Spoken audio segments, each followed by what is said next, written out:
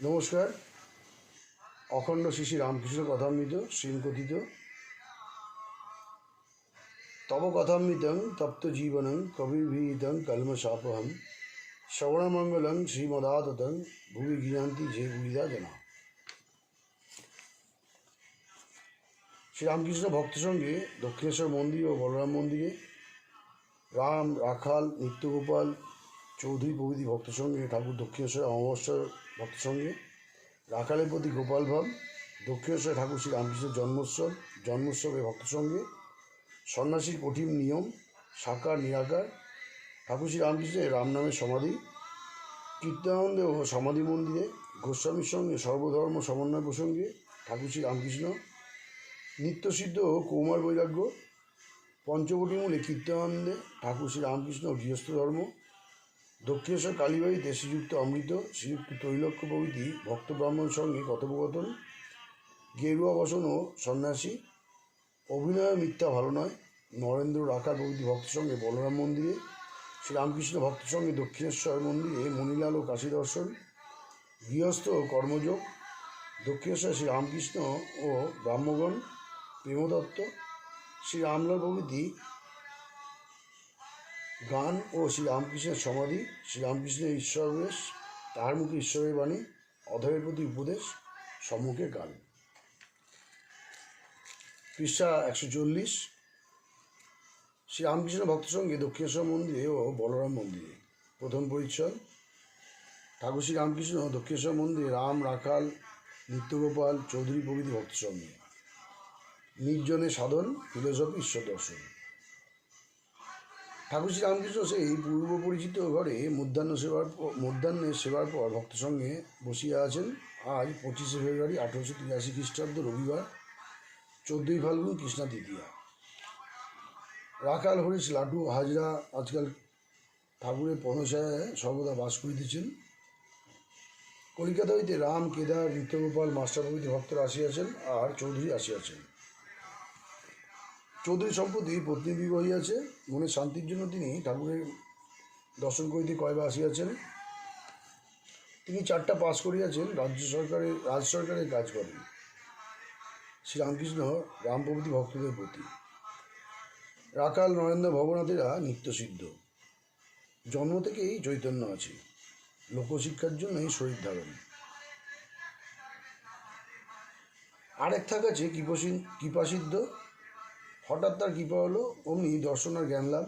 যেমন হাজার হাজার বছর অন্ধকার ঘর আলো নিয়ে গেলে এক্ষণে আলো হয়ে যায়, একটু একটু করে হয় না। যারা সংসারে আছে তাদের সাধন করতে হয়, নির্জনে গিয়ে ব্যাকুল হয়ে তাকে ডাকতে হয়। চৌধুরীর প্রতি। পাণ্ডিত্য দ্বারা তাকে পাওয়া যায় না, আর তার বিষয়ে কে বিচার করে বুঝবে? তার পাদপদ্মে ভক্তি যাতে হয় তাই সকলের করা উচিত। ভীষ্মদেবের ক্রন্দন, হারজিত, দিব্যচক্ষু ও গীতা। তার অনন্ত ঐশ্বর্য কী করে বুঝবে? তার কার্যই বা কী বুঝতে পারবে? ভীষ্মদেব, যিনি সাক্ষাৎ অষ্টবসুর একজন বসু, তিনি সহসজ্জায় শুয়ে কাঁদতে লাগলেন। বলুন, কী আশ্চর্য! পাণ্ডবদের সঙ্গে স্বয়ং ভগবান সর্বদা আছেন, তবু তাদের দুঃখ বিপদের শেষ নেই। ভগবানের কার্য কে বুঝবে? কেউ মনে করে আমি একটু সাধারণ ভোজন করেছি, আমি জিতেছি, কিন্তু হার জিত তার হাতে। এখানে একজন মাগি বেশ্যা মরবার সময় সজ্ঞানে গঙ্গা লাভ করলে, তো চৌধুরী বলছেন তাকে কী রূপে দর্শন করা যায়? শ্রীরামকৃষ্ণ বলছেন, এ চক্ষে দেখা যায় না, তিনি দিব্যচক্ষু দেন, তবে দেখা যায়। অর্জুনকে বিশ্বরূপ দর্শনের সময় ঠাকুর দিব্যচক্ষু দিয়েছিলেন। তোমার ফিলোসফিতে কেবল হিসাব কিতাব করে, কেবল বিচার করে, ওতে তাকে পাওয়া যায় না। অহেতুক ভক্তি মূল কথা, রাগানুরাগ ভক্তি। যদি রাগ ভক্তি হয়, অনুরাগের সহিত ভক্তি, তাহলে তিনি স্থির থাকতে পারেন না। ভক্তি তার কিরূপ প্রিয়? খোল দিয়ে জাত যেমন গরুর প্রিয়, গপ গপ করে খায়। রাগ ভক্তি, শুদ্ধা ভক্তি, অহেতু ভক্তি যেমন প্রহ্লাদের। তুমি বড়লোকের কাছে কিছু চাও না, কিন্তু রোজ আসো, তাকে দেখতে ভালোবাসো। জিজ্ঞাসা করলে বলো, আজ্ঞা আমার কিছু দরকার নেই, আপনাকে দেখতে এসেছি। এর নাম অহেতুক ভক্তি।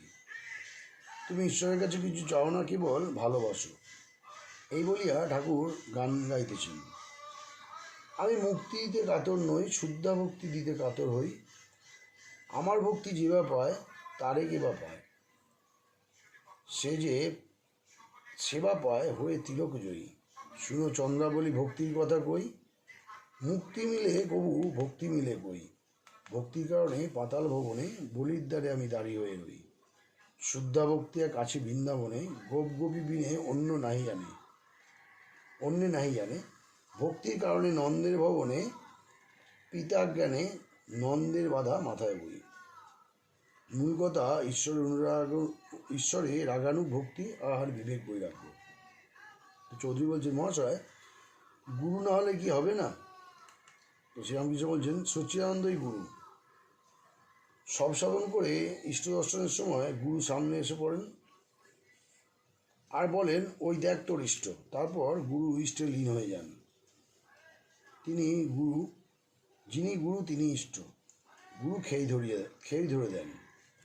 অনন্তবোধ করে কিন্তু পূজা করে বিষ্ণুকে, তার মধ্যে ঈশ্বরের অনন্ত রূপ। শ্রীরামকৃষ্ণ সর্বধর্ম সমন্বয়, রামাদি ভক্তদের প্রতি। যদি বলো কোন মূর্তি চিন্তা করব, যে মূর্তি ভালো লাগে তারই ধ্যান করবে, কিন্তু জানবে যে সবই এক, কারোর উপর বিদ্বেষ করতে নাই। শিব, কালী, হরি সবই একেরই ভিন্ন ভিন্ন রূপ। যে এক করেছে সেই ধন্য। বহিঃশৈব হৃদে কালী, মুখে হরি বল। একটু কাম ক্রোধাদি না থাকলে শরীর থাকে না, তাই তোমরা কেবল কমাবার চেষ্টা করবে। ঠাকুর কেদারকে দেখিয়া বললেন, ইনি বেশ নিত্য মানেন, লীলাও মানেন। একদিকে ব্রহ্ম, আবার দেবলীলা মানুষলীলা পর্যন্ত। কেদার বলেন যে ঠাকুর মনুষ্যদেহ লইয়া অবতীর্ণ হইয়াছেন, সন্ন্যাসী ও কামিনী, ভক্তা স্ত্রীলোক। নিত্যগোপালকে দেখিয়া ঠাকুর ভক্তদের বলিতেছেন, এর বেশ অবস্থা নিত্যগোপালের প্রতি। তুই সেখানে বেশি যাসনি, কখনো একবার গেলি, ভক্ত হলি বা মেয়ে মানুষ কিনা, তাই সাবধান। সন্ন্যাসীর বড় কঠিন নিয়ম, স্ত্রীলোকের চিত্রপট পর্যন্ত দেখবে না। এটি সংসারী লোকেদের পক্ষে নয়। স্ত্রীলোক যদি খুব ভক্ত হয় তবু মেশামেশি করা উচিত নয়, জিতেন্দ্রীয় হলেও। লোকশিক্ষার জন্য ত্যাগী এসব করতে হয়। সাধুর 16 আনা ত্যাগ দেখলে অন্য লোকে ত্যাগ করতে শিখবে, তা না হলে তারাও পড়ে যাবে। সন্ন্যাসী জগৎগুরু। এইবার ঠাকুর ও ভক্তেরা উঠিয়া বেড়াইতেছেন। মাস্টার প্রহ্লাদের ছবির সম্মুখে দাঁড়াইয়া ছবি দেখিতেছেন। প্রহ্লাদের অহেতুক ভক্তি ঠাকুর বলিয়াছেন। দ্বিতীয় পরিচ্ছদ। ঠাকুর দক্ষিণেশ্বরে অমাবস্যা ভক্তের সঙ্গে রাখালের প্রতি গোপাল ভাব। ঠাকুর শ্রী রামকৃষ্ণ দক্ষিণেশ্বর মন্দিরে নিজের ঘরে রাখাল, মাস্টার প্রভৃতি দু একটি ভক্তের সঙ্গে বসিয়া আছেন। আজ শুক্রবার 26শে ফাল্গুন, 9ই মার্চ 1883 খ্রিস্টাব্দ, মাঘের অমাবস্যা। সকাল বেলা 8টা-9টা হইবে। অমাবস্যার দিন। ঠাকুরের সর্বদাই জগৎমাতা উদ্দীপন হইতেছে। তিনি বলিতেছেন, ঈশ্বরী বস্তু আর সব অবস্তু। মা তার মহামায়ায় মুগ্ধ করে রেখেছেন। মানুষের ভিতরে দেখো বদ্ধজীবী বেশি, এত কষ্ট দুঃখ পায়, তবু সেই কামিনী কাঞ্চনে আসক্তি। কাটা ঘাস খেয়ে উটের মুখে দরদর করে রক্ত পড়ে, তবু আবার কাটা ঘাস খায়। প্রসব বেদনার সময় মেয়েরা বলে, ওগো আর স্বামীর কাছে যাব না, আবার ভুলে যায়। দেখো তাকে কেউ খোঁজে না। আনারসের ফল ছেড়ে লোকে তার পাতা খায়। তো ভক্ত বলছেন, আজ্ঞা সংসারে তিনি কেন রেখে দেন? সংসার কেন? নিষ্কাম কর্ম দ্বারা চিত্তশুদ্ধির জন্য। শ্রীরামকৃষ্ণ বলছেন, সংসার কর্মক্ষেত্র, কর্ম করতে করতে তবে জ্ঞান হয়। গুরু বলেছেন এইসব কর্ম করো আর এইসব কর্ম করো না। আবার তিনি নিষ্কাম কর্মের উপদেশ দেন। কর্মণ্যে বাধিকারস্তে মা ফলসু কদাচন। কর্ম করতে করতে মনের ময়লা কেটে যায়। ভালো ডাক্তারের হাতে পড়লে ওষুধ খেতে খেতে যেমন রোগ সেরে যায়। কেন তিনি সংসার থেকে ছাড়েন না? রোগ সারবে তবে ছাড়বেন। কামিনী কাঞ্চন ভোগ করতে ইচ্ছা যখন চলে যাবে তখন ছাড়বেন। হাসপাতালে নাম লেখালে পালিয়ে আসার জো নেই। রোগের ওষুধ থাকলে ডাক্তার সাহেব ছাড়বে না।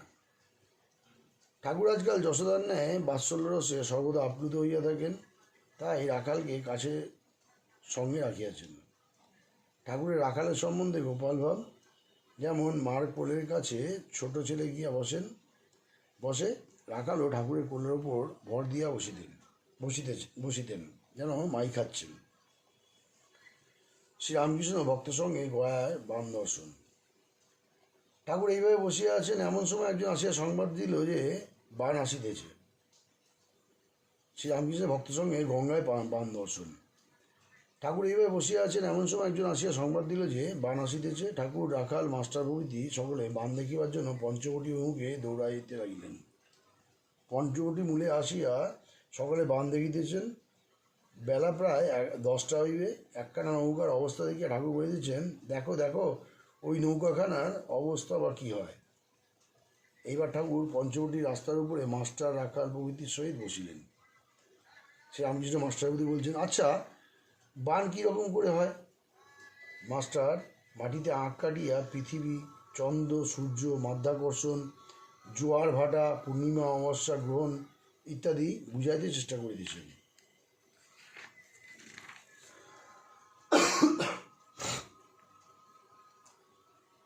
শ্রীরামকৃষ্ণ বাল্যকালে ও পাঠশালা।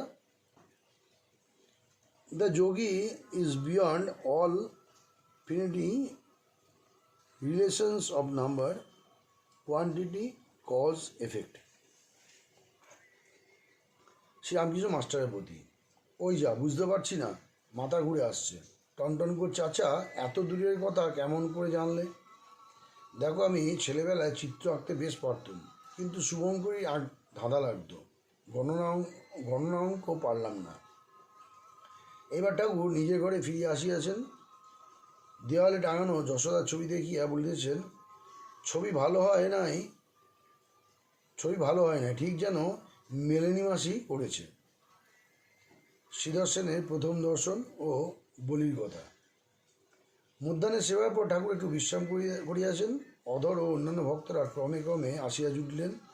অধর সেন এই প্রথম ঠাকুরকে দর্শন করিতেছেন। অধরের বাড়ি কলিকাতা বেনিয়াটোলায়। তিনি ডেপুটি ম্যাজিস্ট্রেট, বয়স 29-30, অবস্থা ও অহিংসা। তদর শ্রীরামকৃষ্ণের প্রতি, মহাশয় আমার একটি জিজ্ঞাসা আছে, বলিদান করা কি ভালো? এতে তো জীবহিংসা করা হয়। শ্রীরামকৃষ্ণ বলছেন, বিশেষ অবস্থায় শাস্ত্রে আছে বলি দেওয়া যেতে পারে, বিধিবাদী অবলিতে দোষ নেই। যেমন অষ্টমীতে একটি পাঁঠা, কিন্তু সকল অবস্থাতে হয় না। আমার এখন এমন অবস্থা, দাঁড়িয়ে বলি দেখতে পারি না, মার প্রসাদী মাংস এই অবস্থায় খেতে পারি না, তাই আঙুলে করে একটু ছুঁয়ে মাথায় ফোঁটা কাটি, পাছে মা রাগ করেন। আবার এমন অবস্থা হয় যে দেখি সর্বভূতে ঈশ্বর, পিঁপড়েতেও তিনি। এই অবস্থায় হঠাৎ কোনো প্রাণী মরলে এই সান্ত্বনা হয় যে তার দেহমাত্র বিনাশ হলো, আত্মার জন্ম মৃত্যু নাই। ন হন্যতে হন্যমানে শরীরে। অধরকে উপদেশ, বেশি বিচার করো না। বেশি বিচার করা ভালো নয়, মার পাদপদ্মে ভক্তি থাকলেই হলো। বেশি বিচার করতে গেলে সব গুলিয়ে যায়। এদেশে পুকুরের জল ওপরে খাও, বেশ পরিষ্কার পাবে। বেশি নিচে হাত দিয়ে নাড়লে জল গুলিয়ে যায়, তাই তার কাছে ভক্তি প্রার্থনা করো। ধ্রুবর ভক্তি সকাম, রাজ্য লাভ করার জন্য তপস্যা করেছিলেন। প্রহ্লাদের কিন্তু নিষ্কাম অহেতুক ভক্তি। ভক্ত বলছেন, ঈশ্বরকে কী রূপে লাভ হয়? শ্রীরামকৃষ্ণ বলছেন, ওই ভক্তির দ্বারা, তবে তার কাছে জোর করতে হয়। দেখা দিবি নে, গলায় ছুরি দিব, এর নাম ভক্তির তম। তো ভক্ত বলছেন, ঈশ্বরকে কি দেখা যায়? তো শ্রীরামকৃষ্ণ বলছেন, হ্যাঁ অবশ্য দেখা যায়। নিরাকার সাকার দুই দেখা যায়। সাকার চিন্ময় রূপ দর্শন হয়, আবার সাকার মানুষ, তাতেও তিনি প্রত্যক্ষ। অবতারকে দেখাও যা, ঈশ্বরকে দেখাও তা। ঈশ্বরই যুগে যুগে মানুষ রূপে অবতীর্ণ হন। ধর্ম সমস্তপনার্থ সম্ভবামী যুগে যুগে। তৃতীয় পরিচ্ছদ, পৃষ্ঠা 145, দক্ষিণেশ্বরে ঠাকুর শ্রীরামকৃষ্ণের জন্মোৎসব।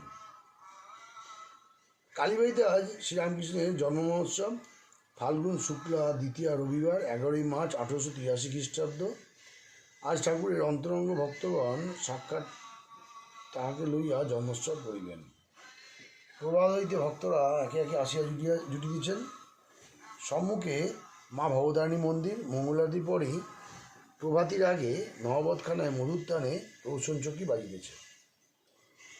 একে বসন্তকাল, বৃক্ষলতা সকলেই নূতন বেশ পরিধান করিয়াছে। তাহাতে ভক্ত হৃদয় ঠাকুরের জন্মদিন স্মরণ করিয়া নৃত্য করিতেছে। চতুর্দিকে আনন্দের সমীরণ বইতেছে। মাস্টার গিয়া দেখিতেছেন ভবনাথ, রাখাল, ভবনাথের বন্ধু কালীকৃষ্ণ উপস্থিত আছেন। তখন খুব সকাল। ঠাকুর ইহাদের সঙ্গে পূর্ব দিকে বারান্দায় বসিয়া সহাস্যে আলাপ করিতেছেন। মাস্টার পৌঁছিয়া ঠাকুরকে ভূমিষ্ঠ হইয়া প্রণাম করিলেন। শ্রীরামকৃষ্ণ মাস্টারের প্রতি, তুমি এসেছ ভক্তদেরকে, লজ্জা কিনা ভয় তিন থাকতে নয়, আজ কত আনন্দ হবে। কিন্তু যে শালারা হরিনামে মত্ত হয়ে নৃত্যগীত করতে পারবে না, তাদের কোনো কালে হবে না। ঈশ্বরের কথায় লজ্জা কি, ভয় নেই, ভয় কি নে, এখন তোরা গা। ভবনাথ কালীকৃষ্ণ গান গাইতেছেন। ধন্য ধন্য ধন্য আজি এ আনন্দকারী, সবে মিলে তব সত্য ধর্ম ভারতে প্রচারী। হৃদয় হৃদয়ে তোমারই ধাম, দিশি দিশি তবু পুণ্য নাম। ভক্তজন সমাজ আজি স্তুতি করে তোমারই। নাই চাই প্রভু ধন জন মান, নাই প্রভু অন্য কাম। প্রার্থনা করে তোমার অকুল নরনারী। তব পদে প্রভু লইনু শরণ, কি ভয় বিপদে কি ভয় মরণ। অমৃতে এখনো পাইনু যখন, জয় জয় তোমারই। ঠাকুর বদ্ধাঞ্জলি হইয়া বসিয়া এক মনে গান শুনিতেছেন। গান শুনতে শুনতে মন একবারে ভাবরাজ্যে চলিয়া গিয়াছে। ঠাকুরের মন শুষ্ক দিশলাই, একবার ঘষলেই উদ্দীপন। প্রকৃত লোকের মন ভিজে দেশলাইয়ের নয়, যত ঘষও জ্বলে না, কেননা মন বিষয়াসক্ত। ঠাকুর অনেকক্ষণ ধ্যান নিমগ্ন। কিয়ৎক্ষণ পরে কালীকৃষ্ণ ভবনাথে কানে কানে কি বলিতেছেন। আগে হরিনাম না শ্রমজীবীদের শিক্ষা। কালীকৃষ্ণ ঠাকুরকে প্রণাম করিয়া গাত্রোদ্ধার করিলেন। ঠাকুর বিশ্বাবিষ্ট হইয়া জিজ্ঞাসা করিলেন, কোথায় যাবে? ভগবান বললেন, আজ্ঞা একটু প্রয়োজন আছে, তাই যাবে। শ্রীরামকৃষ্ণ, কী দরকার? ভগবান বলছেন, আজ্ঞা শ্রমজীবীদের শিক্ষালয়ে যাবে। কালীকৃষ্ণের প্রস্থান। শ্রীরামকৃষ্ণ বলছেন, ওর কপালে নাই। আজ হরিনামে কত আনন্দ হবে দেখতো, ওর কপালে নাই। চতুর্থ পরিচ্ছদ,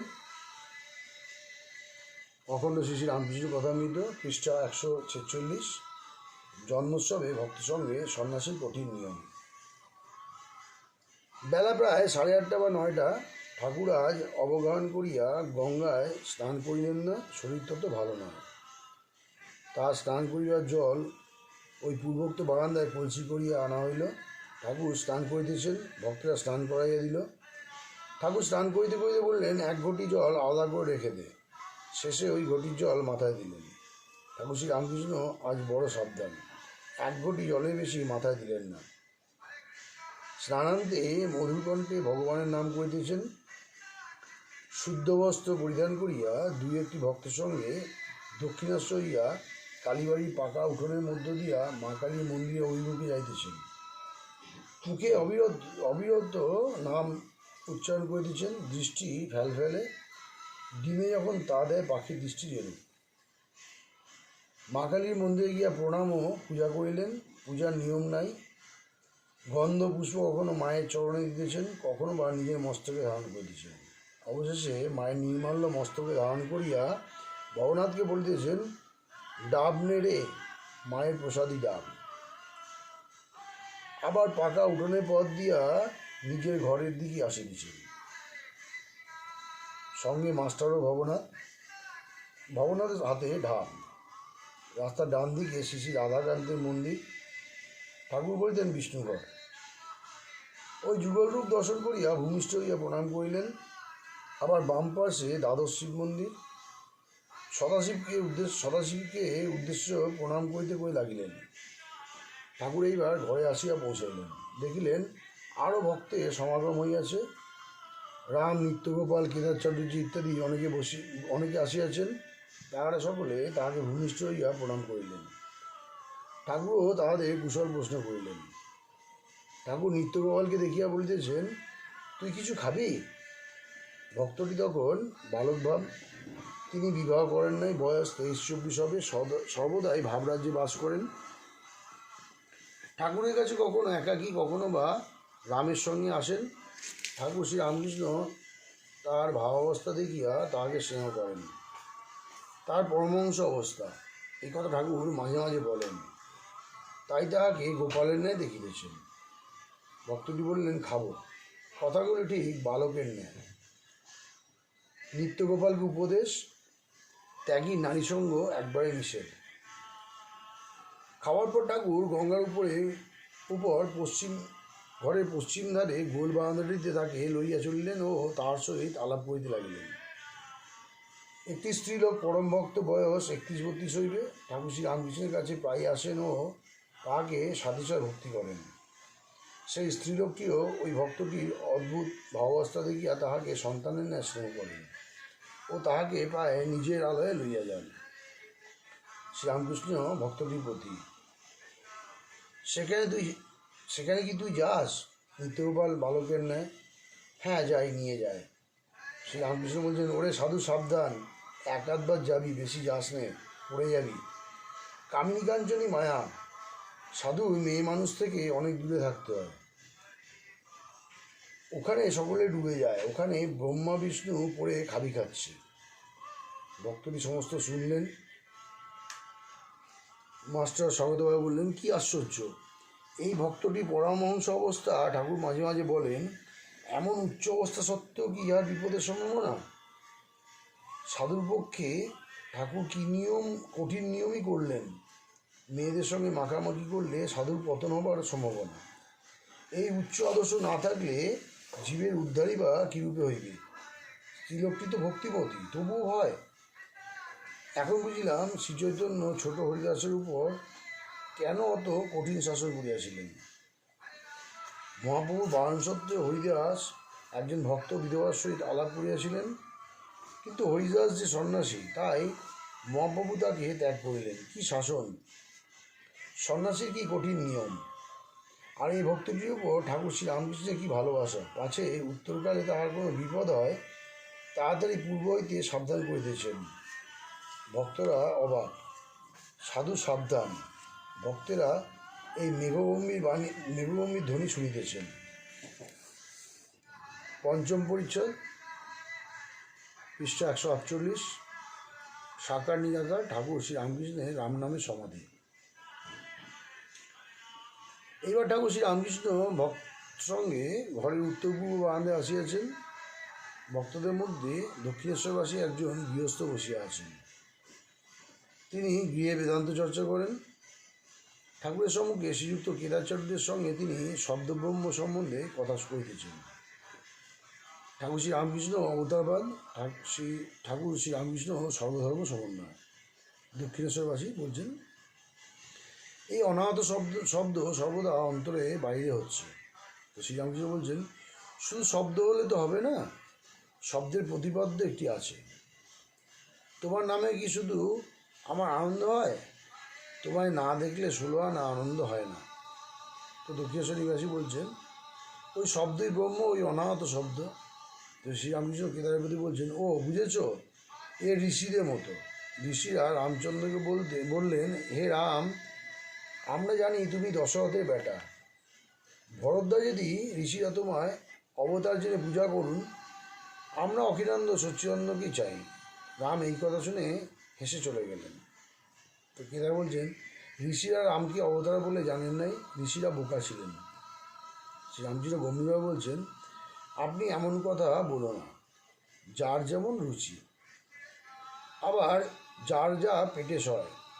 একটা মাছ এনে মা ছেলেদের নানা রকম করে খাওয়ান। কারুকে পোলাও করে দেন, কিন্তু সকলের পেটে পোলাও সয় না, তাই তাদের মাছের ঝোল করে দেন, যার যা পেটে সয়। আবার কেউ মাছ ভাজা, মাছের অম্বল ভালোবাসে। সকলের হাস্য, যার যেমন রুচি। ঋষিরা জ্ঞানী ছিলেন, তাই তারা অখণ্ড সচ্চিদানন্দকে চাইতেন। আবার ভক্তেরা অবতারকে চান ভক্তি আস্বাদন করার জন্য। তাকে দর্শন করে মনের ময়লা দূর হয়ে যায়। পুরাণে আছে, রামচন্দ্র যখন সভাতে এলেন তখন সভায় শতসূর্য যেন উদয় হলো। তবে সভাসদ লোকেরা পুড়ে গেল না কেন? তার উত্তর, তার জ্যোতি জড় জ্যোতি নয়। সভাস্থ সকলের হৃৎপিণ্ড প্রস্ফুটিত হলো। সূর্য উঠলে পদ্ম প্রস্ফুটিত হয়। ঠাকুর শ্রী রামকৃষ্ণ দাঁড়াইয়া ভক্তদের কাছে এই কথা বলিতেছেন। বলিতে বলিতে একবারে বাহ্য রাজ্য ছাড়িয়া মন অন্তর্মুখ হইল, হৃৎপদ্ম প্রস্ফুটিত হইল। এই কথাটি উচ্চারণ করিতে না করিতে ঠাকুর একবারে সমাধিস্থ। ঠাকুর সমাধি মন্দিরে ভগবান দর্শন করিয়া শ্রীরামকৃষ্ণ হৃদপদ্ম কি প্রস্ফুটিত হইল? সেই একইভাবে দণ্ডায়মান, কিন্তু বাহ্যশূন্য। চিত্তার্পিতের ন্যায় শ্রীমুখ উজ্জ্বল ও সহাস্য। ভক্তেরা কেউ দাঁড়াইয়া কেউ বসিয়া অবাক। একদৃষ্টে এই অদ্ভুত প্রেমরাজ্যের ছবি। এই অদৃষ্টপূর্ব সমাধিচিত্ত সদর্শন করিতেছেন। অনেকক্ষণ পরে সমাধি ভঙ্গ হইল। ঠাকুর দীর্ঘশ্বাস ফেলিয়া রাম এই নাম বারবার উচ্চারণ করিতেছেন। নামের বর্ণে বর্ণে যেন অমৃত হইতেছে। ঠাকুর উপবিষ্ট হইলেন। ভক্তেরা চতুর্দিকে বসিয়া একদৃষ্টে দেখিতেছেন শ্রীরামকৃষ্ণ ভক্তদের প্রতি। অবতার যখন আসে সাধারণ লোকে জানতে পারে না, গোপনে আসে। 2-4 জন অন্তরঙ্গ ভক্ত জানতে পারে। রাম পূর্ণ ব্রহ্ম, পূর্ণ অবতার। এ কথা 12 জন ঋষি কেবল জানত। অন্যান্য ঋষিরা বলেছিল, হে রাম, আমরা তোমাকে দশরথের বেটা বলে জানি। অখণ্ড সচ্চিদানন্দকে কি সকলে ধরতে পারে? কিন্তু নিত্যে উঠে যে বিলাসের জন্য লীলায় থাকে, তারই পাকা ভক্তি। বিলাতে কুইন রানীকে দেখে এলে পর তখন কুইনের কথা, কুইনের কার্য এসকল বর্ণনা করা চলতে পারে। কুইনের কথা তখন বলা ঠিক ঠিক হয়। ভরদ্বাজিদি ঋষি রামকে স্তব করেছিলেন আর বলেছিলেন, হে রাম, তুমি সেই অখণ্ড সচ্চিদানন্দ। তুমি আমাদের কাছে মানুষরূপে অবতার হয়েছ। বস্তুত তুমি তোমার মায়া আশ্রয় করেছো বলে তোমাকে মানুষের মতো দেখাচ্ছে। ভরদ্বাজিদি ঋষি রামের পরম ভক্ত। তাদের ভক্তি পাকা ভক্তি।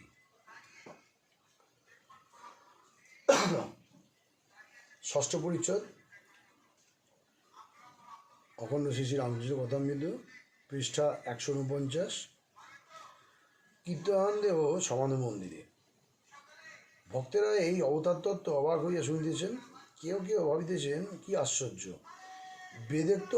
বেদোক্ত অখণ্ড সচ্চিদানন্দ, যাহাকে বেদে মনের বাক্য মনের অতীত বলিয়াছে, সেই পুরুষ আমাদের সামনে 14 পাওয়া মানুষ হইয়া আসেন।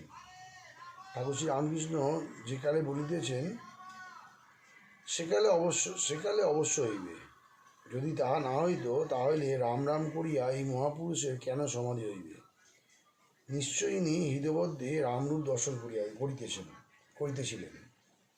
দেখিতে দেখিতে কোন্নগর হইতে ভক্তরা খোলকর্তা লইয়া সংকীর্তন করিতে করিতে বাগানে আসিয়া উপস্থিত হইলেন। মনমোহন, নবাই ও অন্যান্য অনেকে নাম সংকীর্তন করিতে করিতে ঠাকুরের কাছে সেই উত্তর পূর্ব বারান্দায় উপস্থিত। ঠাকুর শ্রী রামকৃষ্ণ প্রেরণাত্ম হইয়া তাহাদের সহিত সংকীর্তন করিতেছেন। নৃত্য করিতে করিতে মাঝে মাঝে সমাধি। তখন আবার সংকীর্তনের মধ্যে চিত্তার্পিতের ন্যায় দাঁড়াইয়া আছেন। সেই অবস্থায় ভক্তেরা তাহাকে পুষ্পমাল্য দিয়া সাজাইলেন, বড় বড় গোড়েমালা। ভক্তেরা দেখিতেছেন যেন শ্রীগৌরাঙ্গ সম্মুখে দাঁড়াইয়া গভীর ভাবসমাধি মগ্ন। প্রভুর কখন অন্তর্দশা, তখন জড়বৎ চিত্তার্পিতের ন্যায় বাহ্যশূন্য হইয়া পড়েন। কখনো অর্ধবাহ্য দশা, তখন প্রেমিষ্ট হইয়া নৃত্য করিতে থাকেন। আবার কখনো বা শ্রীগৌরাঙ্গের ন্যায় বাহ্যদশা, তখন ভক্তসঙ্গে কীর্তন করেন। ঠাকুর সমাধিস্থ, দাঁড়াইয়া, গলায় মালা, পাছে পড়িয়া যান, ভাবিয়া একজন ভক্ত তাকে ধরিয়া আছেন। চতুর্দিকে ভক্তেরা দাঁড়াইয়া খোলকর্তাল লইয়া কীর্তন করিতেছেন। ঠাকুরের দৃষ্টি স্থির, চন্দ্রবোধন প্রেমানুরঞ্জিত। ঠাকুর পশ্চিমাশ্য। এই আনন্দমূর্তি ভক্তেরা অনেকক্ষণ ধরিয়া দেখিতে লাগিলেন। সমাধি ভঙ্গ হইল, বেলা হইয়াছে। কিয়ৎক্ষণ পরে কীর্তন থামিল। ভক্তেরা ঠাকুরকে আহার করাইবার জন্য ব্যস্ত হইলেন। ঠাকুর কিয়ৎকাল বিশ্রাম করিয়া নববস্ত্র পীতাম্বর পরিধান করিয়া ছোট খাটটিতে বসিলেন। পীতাম্বরধারী সেই আনন্দময় মহাপুরুষের জ্যোতির্ময় ভক্তচিত্ত বিনোদন অপরূপ রূপ ভক্তরা দর্শন করিতেছেন। সেই দেবদুর্লভ পবিত্র মনোমোহন মূর্তি দর্শন করিয়া নয়নে তৃপ্ত হইল না। ইচ্ছা আরও দেখি, আরও দেখি, সেই রূপসাগরে মগ্ন হই। ঠাকুর আহারে বসিলেন। ভক্তেরাও আনন্দে প্রসাদ পাইলেন। সপ্তম পরিচ্ছদ, গোস্বামীর সঙ্গে সর্বধর্ম সমন্বয় প্রসঙ্গে। আহারের পর ঠাকুর শ্রী রামকৃষ্ণ ছোট খাটটিতে বিশ্রাম করিতেছেন। ঘরে লোকেরা ভিড় বাড়িতেছে, ঘরে লোকের ভিড় বাড়িতেছে। বাইরের বারান্দাগুলো লোকে পরিপূর্ণ। ঘরের মধ্যে ভক্তেরা মেঝে বসিয়া আছেন ও ঠাকুরের দিকে একদৃষ্টে চাহিয়া আছেন। কেদার, সুরেশ, রাম, মনমোহন, বীরেন্দ্র, রাখাল, ভবনাথ, মাস্টার ইত্যাদি অনেকে ঘরে উপস্থিত। রাখালের বাপ আসিয়াছেন, তিনিও ওই ঘরে বসিয়া আছেন। একটি বৈষ্ণব গোস্বামীও এই ঘরে উপবিষ্ট। ঠাকুর তাহাকে সম্বোধন করিয়া কথা কহিতেছেন। গোস্বামীদের দেখলেই ঠাকুর মস্তক অবনত করিয়া প্রণাম করিতেন। কখনো কখনো সম্মুখে সাষ্টাঙ্গ হইতেন। নাম মাহাত্ম, না অনুরাগ, অজামিল। শ্রীরামকৃষ্ণ: আচ্ছা, তুমি কি বলো, উপায় কি? তো গোস্বামী বলছেন, আজ্ঞা, নামেতেই হবে, কলিতে নাম মাহাত্ম। শ্রীরামকৃষ্ণ বলছে, হ্যাঁ, নামের খুব মাহাত্ম আছে বটে, তবে অনুরাগ না থাকলে কি হয়? ঈশ্বরের জন্য প্রাণ ব্যাকুল হওয়া দরকার। শুধু নাম করে যাচ্ছি, কিন্তু কামিনী কাঞ্চনে মন রয়েছে, তাতে কি হয়? বিছে বা ডাকুর কামড় অমনি মন্ত্রে ছাড়ে না, ভূতের ডাবড়া দিতে হয়। তো গোস্বামী বলছেন, তাহলে অজামিল? অজামিল মহাপাতকী, এমন পাপ নাই যা সে করে নাই, কিন্তু মরবার সময় নারায়ণ বলে ছেলেকে ডাকাতে উদ্ধার হয়ে গেল। শ্রীরামকৃষ্ণ বলছেন, হয়তো অজামিলের পূর্বজন্মে অনেক কর্ম করা ছিল, আর আছে যে সে পরে তপস্যা করেছিল। এরকমও বলা যায়, তখন তার অন্তিমকাল। হাতিকে নাইয়ে দিলে কি হবে? আবার ধুলা কাদা মেখে জেকে সেই। তবে হাতিশালায় ঢোকবার আগে যদি কেউ ধুল ঝেড়ে দেয় ও স্নান করিয়ে দেয়, তাহলে গা পরিষ্কার থাকে। নামিতে একবার শুদ্ধ হলো, কিন্তু তারপরেই হয়তো নানা পাপে লিপ্ত হয়। মনে বল নাই, প্রতিজ্ঞা করে না যে আর পাপ করব না। গঙ্গা স্নানে পাপ সব যায়, গেলে কি হবে? লোকে বলে থাকে পাপগুলো গাছের উপর থাকে। গঙ্গায় নিয়ে যখন মানুষটা ফেরে, তখন ওই পুরনো পাপগুলো গাছ থেকে ঝাঁপ দিয়ে ওর ঘাড়ের ওপর পড়ে। সকলে হাস্য। সেই পুরনো পাপগুলো আবার ঘাড়ে চড়েছে। স্নান করে দুপা না আস্তে আস্তে আবার ঘাড়ে চড়েছে। তাই নাম করো, সঙ্গে সঙ্গে প্রার্থনা করো, যাতে ঈশ্বরেতে অনুরাগ হয়। আর যেসব জিনিস দুদিনের জন্য, যেমন টাকা, মান, দেহের সুখ, তাদের উপর যাতে ভালোবাসা কমে যায়, প্রার্থনা করো। বৈষ্ণব ধর্ম ও সাম্প্রদায়িকতা, সর্বধর্ম সমন্বয়। শ্রীরামকৃষ্ণ গোস্বামীর প্রতি। আন্তরিক হলে সব ধর্মের ভিতর দিয়েই ঈশ্বরকে পাওয়া যায়। বৈষ্ণবেরাও ঈশ্বরকে পাবে, শাক্তরাও পাবে, বেদান্তবাদীরাও পাবে, ব্রহ্মজ্ঞানীরাও পাবে, আবার মুসলমান, খ্রিস্টান এরাও পাবে। আন্তরিক হলে সবাই পাবে। কেউ কেউ ঝগড়া করে বসে। তারা বলে, আমাদের শ্রীকৃষ্ণকে না বুঝলে কিছুই হবে না, কি আমাদের মা কালীকে না বুঝলে কিছুই হবে না, আমাদের খ্রিস্টান ধর্মকে না নিলে কিছুই হবে না। এসব বুদ্ধির নাম মতুয়ার বুদ্ধি। অর্থাৎ আমার ধর্ম ঠিক আর সকলের মিথ্যা, এ বুদ্ধি খারাপ। ঈশ্বরের কাছে নানা পথ দিয়ে পৌঁছানো যায়। আবার কেউ কেউ বলে ঈশ্বর সাকার, তিনি নিরাকার নন, এই বলে আবার ঝগড়া। যে বৈষ্ণব সে বেদান্তবাদীর সঙ্গে ঝগড়া করে। যদি ঈশ্বর সাক্ষাৎ দর্শন হয় তাহলে ঠিক বলা যায় যে দর্শন করেছে সে ঠিক জানে ঈশ্বর সাকার আবার নিরাকার। আরও তিনি কত যে কি আছেন তা বলা যায় না। কতগুলো কানা একটি হাতির কাছে এসে পড়েছিল। একজন লোক বলে দিলে এই জানোয়ারটির নাম হাতি। তখন কানাদের জিজ্ঞাসা করা হলো হাতিটা কীরকম। তারা হাতির গা স্পর্শ করতে লাগলো। একজন বললে হাতি একটা থামের মতো, সে কানাটিকে বলে হাতি পা স্পর্শ করেছিল। আর একজন বললে হাতিটা একটা কুলোর মতো, সে কেবল একটা কানে হাত দিয়ে দেখেছিল। এইরকম যারা সুরে কি পেটে হাত দিয়ে দেখেছিল তারা নানা প্রকার বলতে লাগলো। তেমনি ঈশ্বর সম্বন্ধে যতটুকু দেখেছে সে মনে করেছে ঈশ্বর এমনি, আর কিছু না। একজন লোক বাহ্য থেকে ফিরে এসে বললে গাছতলা একটা সুন্দর লাল গিরগিটি দেখে এলুম। আর একজন বললে আমি তোমার আগে সেই গাছতলা গিয়েছিলাম। লাল কেন হবে, সে সবুজ, আমি সচক্ষে দেখেছি। আর একজন বললে ও আমি বেশ জানি, তোমাদের আগে গেছিলাম, সে গিরগিটি আমিও দেখেছি, সে লালও নয় সবুজও নয়, সচক্ষে দেখেছি নীল। আর দুইজন ছিল, তারা বললে হলদে পাঁচটে নানা রং। শেষে সব ঝগড়া বেঁধে গেল। সকলে জানে আমি যা দেখেছি তা ঠিক। তাদের ঝগড়া দেখে একজন লোক জিজ্ঞাসা করলে ব্যাপার কি। যখন সব বিবরণ শুনলে তখন বললে আমি ওই গাছতলাতেই থাকি, আর ওই জানোয়ার কি আমি চিনি। তোমরা প্রত্যেকে যা বলছো তা সব সত্য।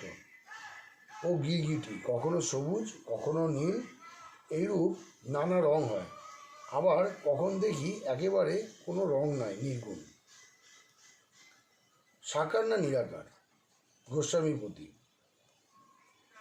তা ঈশ্বর শুধু সাকার বললে হবে কি হবে? তা ঈশ্বর শুধু সাকার বললে কি হবে? তিনি শ্রীকৃষ্ণের ন্যায় মানুষের মতো দেহ ধারণ করে আসেন, এও সত্য। নানা রূপ ধরে ভক্তকে দেখা দেন, এও সত্য। আবার তিনি নিরাকার, অখণ্ড, সচ্চিদানন্দ, এও সত্য। বেদে তাকে সাকার নিরাকার দুই বলেছে, সগুণ বলেছে, নির্গুণ বলেছে। কীরকম জানো? সচ্চিদানন্দ যেন অনন্ত সাগর। ঠান্ডার গুণে যেমন সাগরের জল বরফ হয়ে ভাসে, নানা রূপ ধরে বরফে চাই সাগরের জলে ভাসে, তেমনি ভক্তিহীন লেগে সচ্চিদানন্দ সাগরে সাকার মূর্তি দর্শন হয়, ভক্তের জন্য সাকার। আবার জ্ঞান সূর্য উঠলে বরফ গলে আগেকার যেমন জল তেমনি জল, অর্ধ উদে পরিপূর্ণ, জলে জল। তাই শ্রীমদ্ ভগবতে সব স্তব পড়েছে, ঠাকুর তুমি সাকার, তুমি নিরাকার। আমাদের সামনে তুমি মানুষ হয়ে বেড়াচ্ছ, কিন্তু বেদে তোমাকেই বাক্যমনের অতীত বলেছে। তবে বলতে পারো কোনো কোনো ভক্তের পক্ষে তিনি নিত্য সাকার। এমন জায়গা আছে যেখানে বরফ গলে না, স্ফটিকের আকার ধারণ করে। তো কেদার বলছেন আগে শ্রীমদ্ ভগবতে ব্যাস রূপং রূপ বিপর্যুতস্য ভবত ধ্যান যৎ কল্পিতাং স্তত্ত্ব নির্বাচনীয় তাও খিল গুরো দূরীকৃত জন্ময়া ব্যাপ্তিত্বঞ্চ নিরাকৃতং ভগবত যথার্থ যাত্রাদিনা ক্ষন্তব্যং জগদীশ তদ্বিকলতা দোষত্রয়াং মৎকৃতম।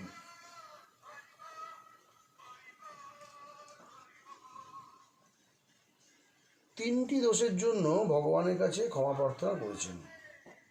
এক জায়গায় বলেছেন, হে ভগবান, তুমি বাক্যমনের অতীত, কিন্তু আমি কেবল তোমার লীলা, তোমার সাকার রূপ বর্ণনা করেছি, অতএব মার্জনা করবেন। শ্রীরামকৃষ্ণ বলছেন, হ্যাঁ, ঈশ্বর সাকার আবার নিরাকারও, আবার সাকার নিরাকারেরও পার, তার ইতি করা যায় না। অষ্টম পরিচ্ছদ। ঠাকুর শ্রী রামকৃষ্ণ নিত্যসিদ্ধ ও কৌমার বৈরাগ্য। রাখালে বাপ বসিয়া আছেন, রাখাল আজকাল ঠাকুরের কাছে রহিয়াছেন। রাখালের মাতৃকরণীর পরলোক প্রাপ্তির পর পিতা দ্বিতীয় সংসার করিয়াছেন। রাখাল এখানে আছেন, তাই পিতা মাঝে মাঝে আসেন। তিনি ওখানে থাকতে বিশেষ আপত্তি করেন না। ইনি সম্পূর্ণ বিষয়লোক, মামলা মোকদ্দমা সর্বদা করিতে হয়। ঠাকুর শ্রী রামকৃষ্ণের কাছে অনেক উকিল, ডেপুটি ম্যাজিস্ট্রেট ইত্যাদি আসেন। রাখালের পিতা তাহাদের সঙ্গে আলাপ করিতে মাঝে মাঝে আসেন। তাদের নিকট বিষয়কর্ম সম্বন্ধে অনেক পরামর্শ পাইবেন। ঠাকুর শ্রী রামকৃষ্ণ মাঝে মাঝে রাখালের বাপকে দেখিয়ে দিয়েছেন। ঠাকুরের ইচ্ছা রাখাল তার কাছে দক্ষিণেশ্বর থাকিয়ে যান। শ্রীরামকৃষ্ণ রাখালের বাপ ও ভক্তদের প্রতি। আহা, আজকাল রাখালের স্বভাবটি কেমন হয়েছে! ওর মুখের দিকে তাকিয়ে দেখো, দেখতে পাবে মাঝে মাঝে ঠোঁট নড়ছে। অন্তরে ঈশ্বরের নাম জপ করে কিনা, তাই ঠোঁট নড়ে। এসব ছোকরার নিত্যসিদ্ধের থাক, ঈশ্বরের জ্ঞান নিয়ে জন্মেছে। একটু বয়স হলেই বুঝতে পারে সংসার গায়ে লাগলে আর রক্ষা নাই। বেদেতে হুমা পাখির কথা আছে। সে পাখি আকাশেই থাকে, মাটির উপরে কখনো আসে না। আকাশেই ডিম পাড়ে, ডিম পড়তে থাকে। এত উঁচুতে পাখি পড়তে থাকে, পড়তে পড়তে ডিম ফুটে যায়। তখন পাখির ছানা বেরিয়ে পড়ে, সেও পড়তে থাকে। তখন এত উঁচু যে পড়তে পড়তে ওর পাখা ফুটে ও চোখ ফোটে। তখন সে দেখতে পায় যে আমি মাটির ওপর পড়ে যাব, মাটিতে পড়লেই মৃত্যু। মাটি দেখাও যা, অমনি মার দিকে চোঁচা দৌড়। একবারে উঠতে আরম্ভ করে দিল, যাতে মার কাছে পৌঁছতে পারে। এক লক্ষ্য মার কাছে যাওয়া। এসব ছোকরারা ঠিক সেই রকম। ছেলেবেলায় সংসার থেকে ভয়, এক চিন্তা, কিসে মার কাছে যাব, কিসে ঈশ্বর লাভ হয়। যদি বলো বিষয়দের মধ্যে থাকা, বিষয়দের ওরসে জন্ম, তবে এমন ভক্তি, এমন জ্ঞান হয় কেমন করে? তার মনে আছে, 20 ঠাকুরি যদি ছোলা পড়ে, তাহলে তাতে ছোলা গাছই হয়। সে ছোলাতে কত ভালো কাজ হয়। 20 ঠাকুরে পড়েছে বলে কি অন্য গাছ হবে?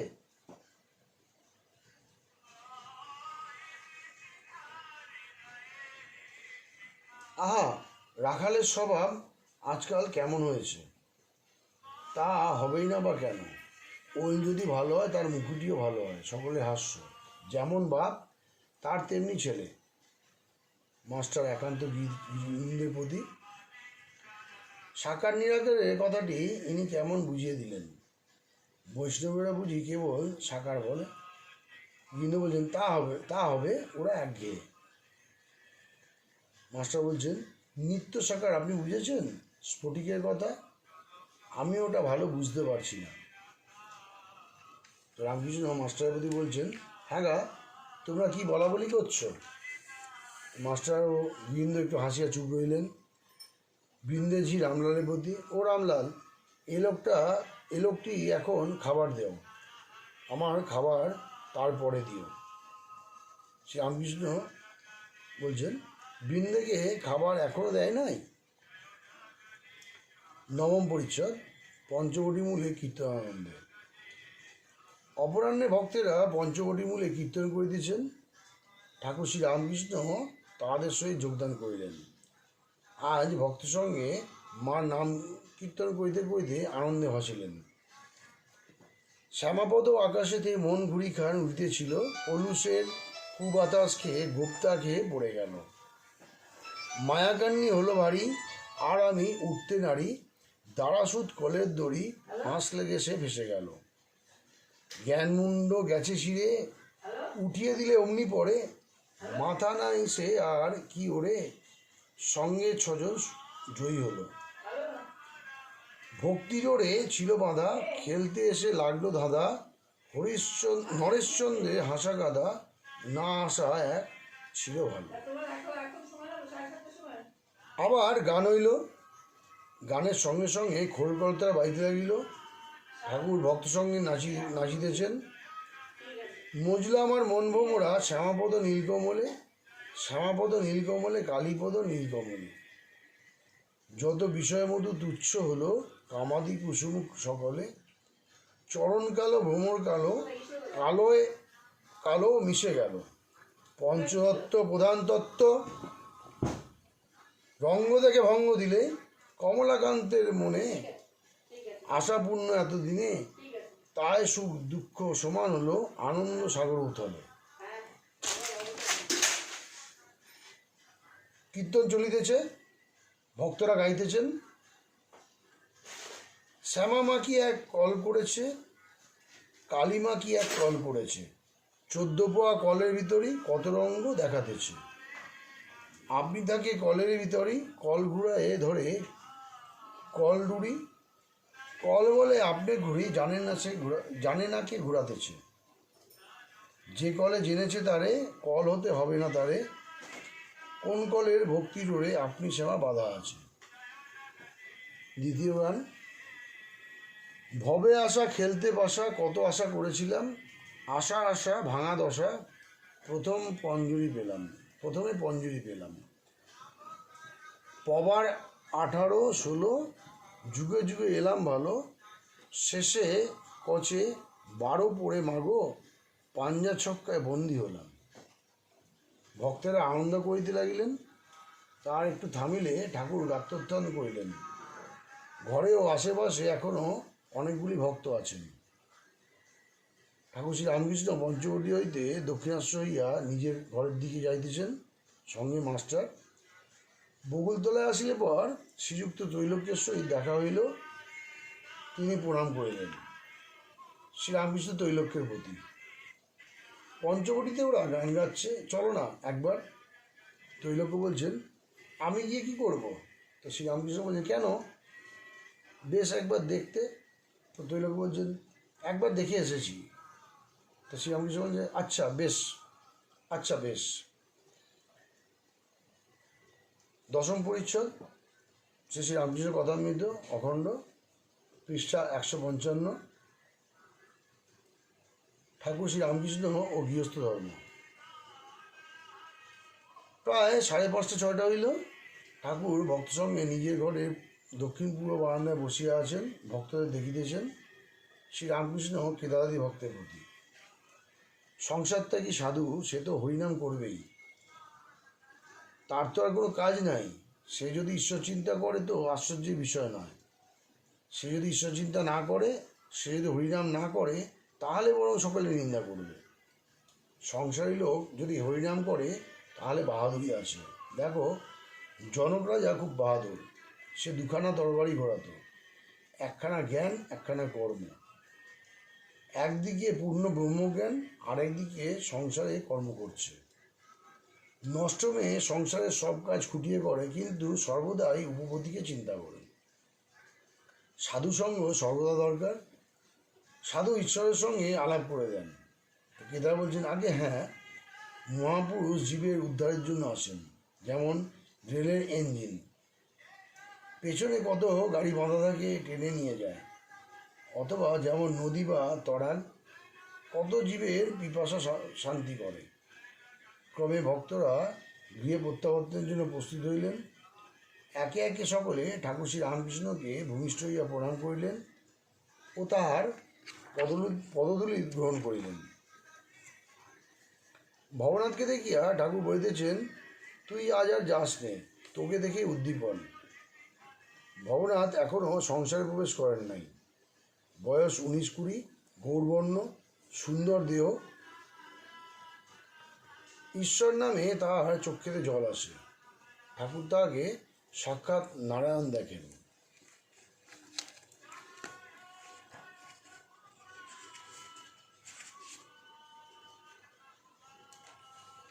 একাদশ পরিচ্ছদ, পৃষ্ঠা 157। দক্ষিণেশ্বর কালীবাড়িতে শ্রীযুক্ত অমৃত, শ্রীযুক্ত তৈলোক্য প্রভৃতি ব্রাহ্মভক্তের সঙ্গে কথোপকথন। সমাধি মন্দিরে। ফাল্গুনের কৃষ্ণা পঞ্চমী তিথি, বৃহস্পতিবার, 16ই চৈত্র, ইংরেজি 29শে মার্চ 1883 খ্রিস্টাব্দ। মধ্যাহ্ন ভোজনের পর ভগবান শ্রী রামকৃষ্ণ কিঞ্চিৎ বিশ্রাম করিতেছেন। দক্ষিণেশ্বর কালীবাড়ির সেই পূর্ব পরিচিত ঘর। সম্মুখে পশ্চিম দিকে গঙ্গা, চৈত্র মাসের গঙ্গা। বেলা 2টার সময় জোয়ার আসিতে আরম্ভ করিতেছে। ভক্তেরা কেহ কেহ আসিয়াছেন। তন্মধ্যে ব্রহ্মভক্ত শ্রীযুক্ত অমৃত ও মধুরকণ্ঠ শ্রীযুক্ত তৈলক্য, যিনি কেশবের ব্রাহ্ম সমাজে ভগবল্লী লীলা গুণগান করিয়া আবলবিদদের কতবার মনোহরণ করিয়াছেন। রাখালের অসুখ, এই কথা শ্রীরামকৃষ্ণ ভক্তদের বলিতেছেন। তো শ্রীরামকৃষ্ণ বলছেন, এই দেখো রাখালের অসুখ, সোডা খেলে কি ভালো হয় গা? কি হবে বাপু, রাখাল তুই জগন্নাথের প্রসাদ খা। এই কথা বলিতে বলিতে ঠাকুর অদ্ভুতভাবে ভাবিতে হইলেন। বুঝি দেখিতে লাগিলেন সাক্ষাৎ নারায়ণ সম্মুখে রাখাল রূপে বালকের দেহ ধারণ করে এসেছেন। একদিকে কামিনী কাঞ্চন ত্যাগী শুদ্ধাত্মা বালক ভক্ত রাখাল, অপরদিকে ঈশ্বরপ্রেমে অহরহ মাতোয়ারা শ্রীরামকৃষ্ণের সেই প্রেমের চক্ষু সহজেই বাৎসল্যভাবে উদয় হইল। তিনি সেই বালক রাখালকে বাৎসল্যভাবে দেখিতে লাগিলেন ও গোবিন্দ গোবিন্দ এই নাম প্রেমভরে উচ্চারণ করিতে লাগিলেন। শ্রীকৃষ্ণকে দেখিয়া যশোদার যে ভাবে উদয় হইত, এ বুঝি সেই ভাব। ভক্তেরা এই অদ্ভুত ব্যাপার দর্শন করিতেছেন। এমন সময় সব স্থির। গোবিন্দ নাম করিতে করিতে ভক্তাবতার ঠাকুর শ্রীরামকৃষ্ণের সমাধি হইয়াছে। শরীর চিত্তার্পিতের ন্যায় স্থির। ইন্দ্রিয়গণ কাজে জবাব দিয়া চলিয়া গিয়াছে। নাসিকাগ্রে দৃষ্টি স্থির। নিঃশ্বাস বইছে কি বইছে। শরীরমাত্র ইহলোকে পড়িয়া আছে। আত্মপাখি বুঝি চিদাকাশে বিচরণ করিতেছে। এতক্ষণে যিনি সাক্ষাৎ মায়ের ন্যায় সন্তানের জন্য ব্যস্ত হইয়াছিলেন, তিনি এখন কোথায়? এই অদ্ভুত ভাবান্তরের নাম কি সমাধি? এই সময় গেরুয়া পরা অপরিচিত এক বাঙালি আসিয়া উপস্থিত হইলেন ও আসন গ্রহণ করিলেন। দ্বাদশ পরিচ্ছদ। কর্মেন্দ্রিয়াণি সংযম্য আস্তে মনসা স্মরণ ইন্দ্রিয়ার্থন বিমূঢ়াত্মা মিথ্যাচারচ স উচ্যতে। গেরুয়াবসন সন্ন্যাসী, অভিনয় ও মিথ্যা ভালো নয়। পরমহংসদেবের সমাধিক্রমে ভঙ্গ হইতে লাগিল। ভাবস্থ হইয়াই তিনি কথা কইতেছেন। আপনি বলিতেছেন শ্রীরামকৃষ্ণ গেরুয়া দৃষ্টি।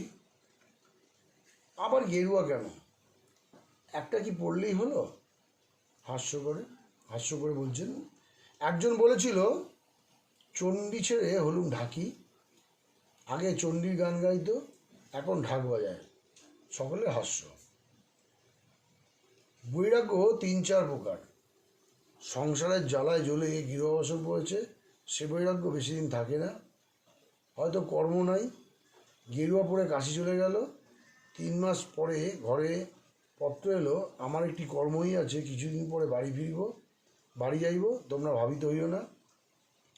আবার সব আছে, কোনো অভাব নাই, কিন্তু কিছু ভালো লাগে না। ভগবানের জন্য একলা একলা কাঁদে। সে বৈরাগ্য যথার্থ বৈরাগ্য। মিথ্যা কিছুই ভালো নয়, মিথ্যা ভেগ ভালো নয়। ভেগের মতো যদি মনটা না হয়, ক্রমে সর্বনাশ হয়। মিথ্যা বলতে বা করতে ক্রমে ভয় ভেঙে যায়। তার চেয়ে সাদা কাপড় ভালো। মনে আসক্তি, মাঝে মাঝে পতন হচ্ছে, আর বাইরে গেরুয়া বড় ভয়ঙ্কর।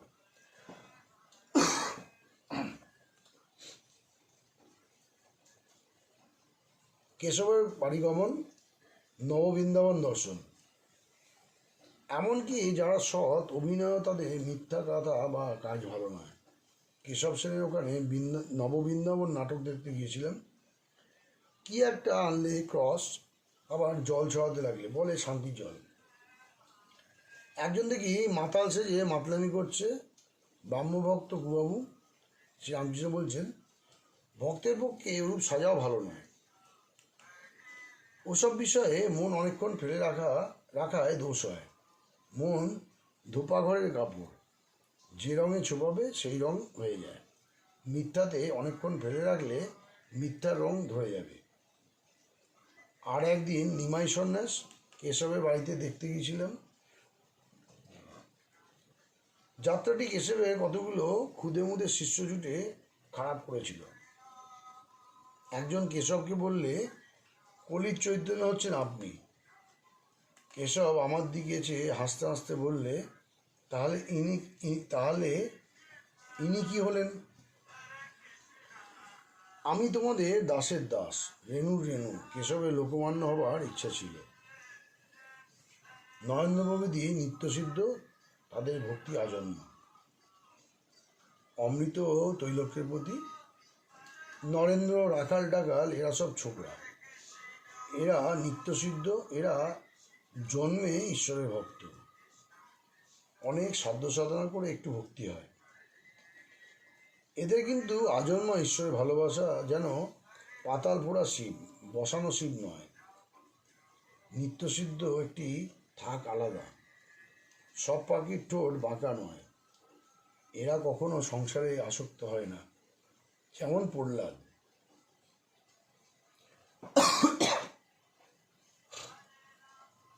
সাধারণ লোক সাধন করে, ঈশ্বরে ভক্তি করে, আবার সংসারেও আসক্ত হয়, কামী কাঞ্চনও মুগ্ধ হয়। মাছি যেমন ফুলে বসে, সন্দেশে বসে, আবার বিষ্ঠাতেও বসে, সকলেই স্তব্ধ।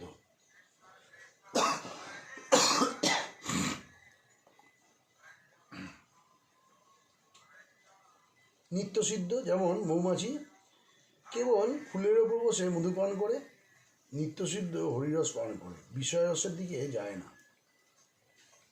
সাধ্য সাধনা করে যে ভক্তি, সে ভক্তি নয়। সাধ্য সাধনা করে যে ভক্তি, সে ভক্তি নয়।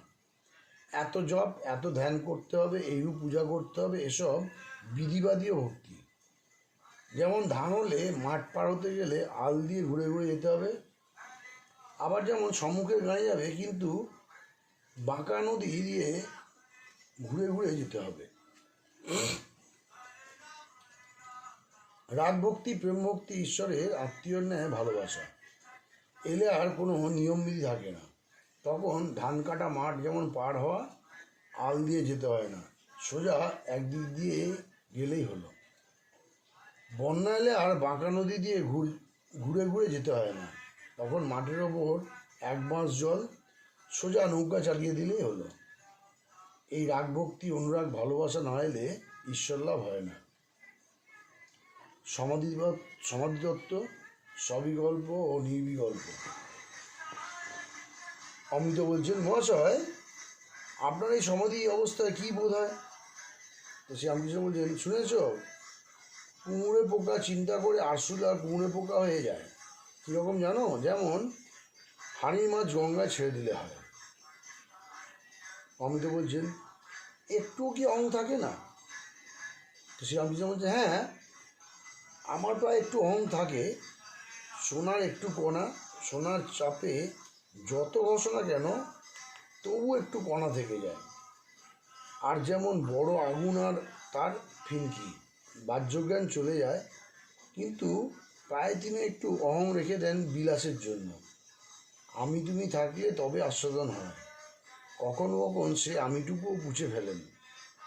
এর নাম জড় সমাধি, নির্বিকল্প সমাধি। তখন কি অবস্থা হয় মুখে বলা যায় না। নুনের পুতুল সমুদ্র মাপতে গেছিল, একটু নেমেই গলে গেল। তদাকার গাড়ি, তখন কে আর উপরে এসে সংবাদ দেবে? সমুদ্র কত গভীর।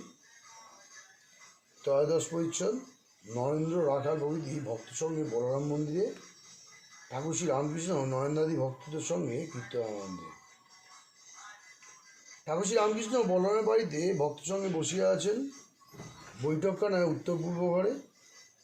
বেলা 1টা হইবে। নরেন্দ্র, ভবনাথ, রাখাল, বলরাম মাস্টার ঘরে তার সঙ্গে বসিয়া আছেন। আজ অমাবস্যা, শনিবার, 7ই এপ্রিল 1883, 25শে চৈত্র।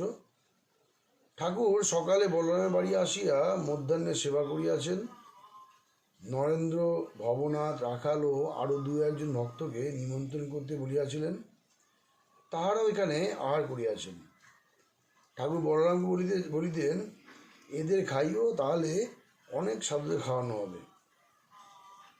কয়েকদিন হইল ঠাকুর শ্রীযুক্ত কেশবের বাটিতে নববৃন্দাবন নাটক দেখিতে গিয়াছিলেন। সঙ্গে নরেন্দ্র ও রাখাল ছিলেন। নরেন্দ্র অভিনয়ে যোগ দিয়েছিলেন। কেশব পাহাড়ি বাবা সাজিয়াছিলেন। শ্রীরামকৃষ্ণ নরেন্দ্রদের ভক্তের প্রতি। কেশব সেন সাধু সেজে শান্তির জল ছড়াতে লাগলো। আমার কিন্তু ভালো লাগলো না, অভিনয় করে শান্তির জল। আর একজন পুবাবু পাপ পুরুষ সেজেছিল, ওরকম সাজাও ভালো না, নিজেও পাপ করা ভালো না, পাপের অভিনয় করাও ভালো না। নরেন্দ্র শরীর তত সুস্থ নয়, কিন্তু তাহার গান শুনিতে ঠাকুরের ভারী ইচ্ছা। তিনি বলিতেছেন, নরেন্দ্র, এরা বলছে একটু গা না। নরেন্দ্র তানপুরা লইয়া গাইতেছেন, আমার প্রাণ পিঞ্জরের পাখি গাও না রে, ব্রহ্মকল্প তরু পরে বসে রে পাখি, বিভু গুণ গাও দেখি। গাও গাও ধর্ম অর্থ কাম মোক্ষ, সুপক্ষ ফল খাও না রে। বলো বলো আত্মারাম, পর প্রাণারাম, হৃদয় মাঝে প্রাণ বিহঙ্গ ডাকো অবিরাম। ডাকো তৃষিত চাতকের মতো, পাখি অলস থেকো না রে। গান। বিশ্বভুবন রঞ্জন ব্রহ্ম পরম জ্যোতি, অনাদিদেব জগৎপতি প্রাণেরও প্রাণ। গান আরেকটি গান। ওহে রাজরাজেশ্বর দেখা দাও, চরণে উৎসর্গ দান করিতেছি এই প্রাণ। সংসার অনল কুণ্ডে ঝলসি গিয়াছে তাও, কলুষ কলঙ্কে তাহে অবারিত হৃদয়ে, মোহে মুগ্ধ মৃতপ্রায় হয়ে আছি দয়াময়, মৃত সঞ্জীবনী দৃষ্টে শোধন করিয়ে দাও। আরেকটি গান। গগনের থালে রবিচক্র দীপক জালে, তারকা মণ্ডল চমকে মোমবাতিরে, ধূপ মলয়ানীল পবন চামর করে, সকল বনরাজি ফুটন্ত জ্যোতিরে। কেমন আরতি হে ভব খণ্ডন তব আরতি, অনাহত শব্দে বাজন্ত ভেরিয়ে। আরেকটি গান। চিদাকাশে হলো পূর্ণ প্রেমচন্দ্রদয় হয়ে। নরেন্দ্র গান সমাপ্ত হইল। ঠাকুর ভবনাথকে গান গাইতে বলতেছেন, ভবনাথ গাইতেছেন, দয়া ঘন তোমা হেন কে হিতকারী, সুখ দুঃখে সম বন্ধু এমন কে, পাপ ও তাপ ভয়হারী। তো নরেন্দ্র সহস্র বলছেন, এ ভবনাথ পান মাছ ত্যাগ করেছে। তো শ্রীরামকৃষ্ণ ভবনাথের প্রতি সহস্র বলছে, সে কি রে, পান মাছে কি হয়েছে, ওতে কিছু দোষ হয় না, কামিনী কাঞ্চন ত্যাগই ত্যাগ, রাখাল কোথায়? একজন ভক্ত বললেন, আগে রাখাল ঘুমোচ্ছেন। ঠাকুর সহস্র বললেন, একজন মাদুর বগলে করে যাত্রা শুনতে এসেছিল, যাত্রা দেরি দেখে মাদুর ডিপেতে শুয়ে পড়ল, আর যখন উঠল তখন সব শেষ হয়ে গেছে, সকলে হাস্য। তখন মাদুর বগলে করে বাড়ি ফিরে গেল। হাস্য। রামদাল বড় পীড়িত, আর এক ঘরে শয্যাগত। ঠাকুর সেই ঘরের সম্মুখে গিয়া কেমন আছেন জিজ্ঞাসা করিলেন। পঞ্চদশী বেদান্ত শাস্ত্র ও শ্রীরামকৃষ্ণ সংসারীয় শান্তার্থ। বেলা চারটে হইবে। বৈঠকখানা ঘরে নরেন্দ্র, রাখাল, মাস্টার, ভবনাথ প্রভৃতি ভক্তসঙ্গে ঠাকুর বসিয়া আছেন। কয়েকজন ব্রাহ্মভক্ত আসিয়াছেন, তাদের সঙ্গে কথা হইতেছে। ব্রাহ্মভক্ত, মহাশয়, পঞ্চদশী দেখা আছে? শ্রীরামকৃষ্ণ বলছেন, ওসব একবার প্রথম শুনতে হয়, প্রথম একবার বিচার করে নিতে হয়, তারপর। যতনে হৃদয়ে রেখো আদরণী শ্যামামাকে, মন তুই দেখ আর আমি দেখি, আর যেন কেউ নাই দেখে। সাধন অবস্থায় ওসব শুনতে হয়, তাকে লাভের পর জ্ঞানের অভাব থাকে না। মা রাস ঠেলে দেন। প্রথমে বানান করে লিখতে হয়, তারপর অমনি টেনে যাও। সোনা গলাবার সময় খুব উঠে পড়ে লাগতে হয়, এক হাতে হাঁপড়, এক হাতে পাখা, মুখে চোখ, যতক্ষণ না সোনা গলে। গলার পরই যাই গৌরণতে ঢালা হলো অমনি নিশ্চিন্ত। শাস্ত্র শুধু পড়লে হয় না, কামিনী কাঞ্চনের মধ্যে থাকলে শাস্ত্রের মর্ম বুঝতে দেয় না। সংসারে আসক্তিতে জ্ঞান লোপ হয়ে যায়। সাধ করে শিখেছিলাম কাব্যরস যত, কালার পিড়িতে পড়ে সব হইল হতো। সকলের হাস্য। ঠাকুর ব্রাহ্মভক্তদের প্রতি শ্রীযুক্ত কেশবের কথা বলিতেছেন। কেশবের যোগ কেশবের যোগভোগ, সংসার থেকে ঈশ্বরের দিকে মন আছে। একজন ভক্ত কনভোকেশন বিশ্ববিদ্যালয়ের পণ্ডিতদের বাৎসরিক সভা সম্বন্ধে বলেছেন, দেখলাম লোকে লোকারণ্য। তো শ্রীরামকৃষ্ণ বলছেন, অনেক লোক একসঙ্গে দেখলে ঈশ্বরের উদ্দীপন হয়, আমি দেখলে বিহ্বল হয়ে যেতাম। চতুর্দশ পরিচ্ছদ, শ্রীরামকৃষ্ণ ভক্ত সঙ্গে শ্রী দক্ষিণেশ্বর মন্দিরে মণিলাল ও কাশী দর্শন। আয়েশ ভাই, আজ আবার ঠাকুর শ্রী রামকৃষ্ণকে দক্ষিণেশ্বরের মন্দিরে দর্শন করিতে যাই। আইসো ভাই, আজ আবার ঠাকুর শ্রী রামকৃষ্ণকে দক্ষিণেশ্বরের মন্দিরে দর্শন করতে যাই। তিনি ভক্ত সঙ্গে কিরূপে বিলাস করিতেছেন, ঈশ্বরের ভাবে সর্বদা কিরূপ সমাধিস্থ আছেন দেখিব। কখনো সমাধিস্থ, কখনো কীর্তনানন্দে মাতারা, কখনো বা প্রাকৃত লোকের ন্যায় ভক্তের সহিত কথা কহিতেছেন দেখিব। শ্রীমুখে ঈশ্বর কথা বই আর কিছুই নাই, মন সর্বদা অন্তর্মুখ। ব্যবহার পঞ্চম বর্ষীয় বালকের ন্যায়, প্রতি নিঃশ্বাসের সহিত মায়ের নাম করিতেছেন, একবারে অভিমান শূন্য পঞ্চম বর্ষীয় বালকের ন্যায় ব্যবহার। পঞ্চম বর্ষীয় বালক বিষয় আসক্তি শূন্য, সদানন্দ, সরল ও উদার প্রকৃতি। এক কথা, ঈশ্বর সত্য আর সমস্ত অনিত্য। 2 দিনের জন্য চলো সেই প্রেমমত্ত বালককে দেখিতে যাই। মহাযোগী অনন্ত সংসারের তীরে একাকী বিচরণ করিতেছেন, সেই অনন্ত সচ্চিদানন্দ সাগরের মধ্যে কি যেন দেখিতেছেন, দেখিয়া প্রেমে উন্মত্ত হইয়া বেড়াইতেছেন। আজ চৈত্র মাসে শুক্লা প্রতিপদ তিথি, রবিবার। গত করল শনিবার অমাবস্যাতে ঠাকুর বলরামের বাড়িতে গিয়েছিলেন। অমাবস্যা, নিবিড় আধার মধ্যে একাকী মহাকালের সহিত রমণ করিতেছেন। তাই ঠাকুর অমাবস্যাতে আর স্থির থাকিতে পারেন না। তাই বালকের অবস্থা, যিনি অহর্নিশ দেখিতেছেন, আর যার মা না হলে চলে না, তিনি বালক। আজ রবিবার 8ই এপ্রিল 1883 খ্রিস্টাব্দ, 26শে চৈত্র প্রাতঃকাল। এই যে ঠাকুর বালকের ন্যায় বসিয়া আছেন, কাছে বসিয়া একটি ছোকরা ভক্ত রাখাল। মাস্টার আসিয়া ভূমিষ্ঠ হইয়া প্রণাম করিলেন। ঠাকুরের ভ্রাতুষ্পুত্র রামলাল আছেন, কিশোরী ও কয়েকটি ভক্ত আসিয়া জুটলেন। পুরাতন ব্রাহ্মভক্ত শ্রীযুক্ত মণিলাল মল্লিক আসিয়া উপস্থিত হইলেন এবং ঠাকুর শ্রী রামকৃষ্ণকে প্রণাম করিলেন। মণি মল্লিক কাশীধামে গিয়েছিলেন, তিনি ব্যবসায়ী লোক, কাশীতে তাদের কুঠি আছে। শ্রীরামকৃষ্ণ, হ্যাঁ গা, কাশীতে গেলে কিছু সাধু সাধু দেখলে? তো মণিলাল বলছেন, আগে হ্যাঁ, তৈলঙ্গ স্বামী, ভাস্করানন্দ, এদের সব দেখতে গিয়েছিলাম। তো শ্রীরামকৃষ্ণ জিজ্ঞেস করছেন, কীরকম সব দেখলে? তো মণিলাল বলছেন, তৈলঙ্গ স্বামী সেই ঠাকুর বাড়িতেই আছেন, মণিকর্ণিকা ঘাটে বেণী মাধবের কাছে। লোকে বলে আগে তার উচ্চ অবস্থা ছিল, কত আশ্চর্য কার্য করতে পারতেন, এখন অনেকটা কমে গেছে। তো শ্রীরামকৃষ্ণ বলছেন, ওসব বিষয় লোকের নিন্দা। তো মণিলাল বলছেন, ভাস্করানন্দ সকলের সঙ্গে মেশেন, তৈলঙ্গ স্বামীর মতো নয়, একবারে কথা বন্ধ। সিদ্ধের পক্ষে ঈশ্বর কর্তা, অন্যের পক্ষে পাপপূর্ণ ফ্রি উইল। শ্রীরামকৃষ্ণ বলছেন, ভাস্করানন্দের সহিত তোমার কোনো কথা হলো? মহিলা বলছেন, আগে হ্যাঁ, অনেক কথা হলো, তার মধ্যে পাপ পুণ্যের কথা হলো।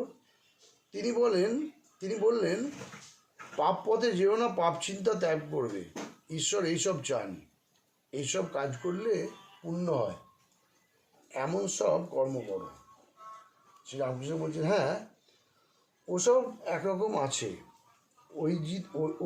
ঐহিকদের জন্য, যাদের চৈতন্য হয়েছে, যাদের ঈশ্বর সৎ, আবার সব অসৎ অনিত্য বোধ হয়ে গেছে, তাদের আরেক রকম ভাব। তারা জানে না যে ঈশ্বরই একমাত্র কর্তা, আর সব অকর্তা। যাদের চৈতন্য হয়েছে, তাদের বেতালে পা পড়ে না, হিসাব করে পাপ ত্যাগ করতে হয় না। ঈশ্বরের ওপর এত ভালোবাসা যে কর্ম তারা করে, সেই কর্মই সৎকর্ম। কিন্তু তারা জানে এই কর্মের কর্তা আমি নই, আমি ঈশ্বরের দাস, আমি যন্ত্র, তিনি যন্ত্রী। তিনি যেমন করান তেমনি করি, যেমন বলান তেমনি বলি, তিনি যেমন চালান তেমনি চলি। যাদের চৈতন্য হয়েছে তারা পাপ পুণ্যের পার। তারা দেখে ঈশ্বরই সব করছেন। এক জায়গায় একটি মঠ ছিল।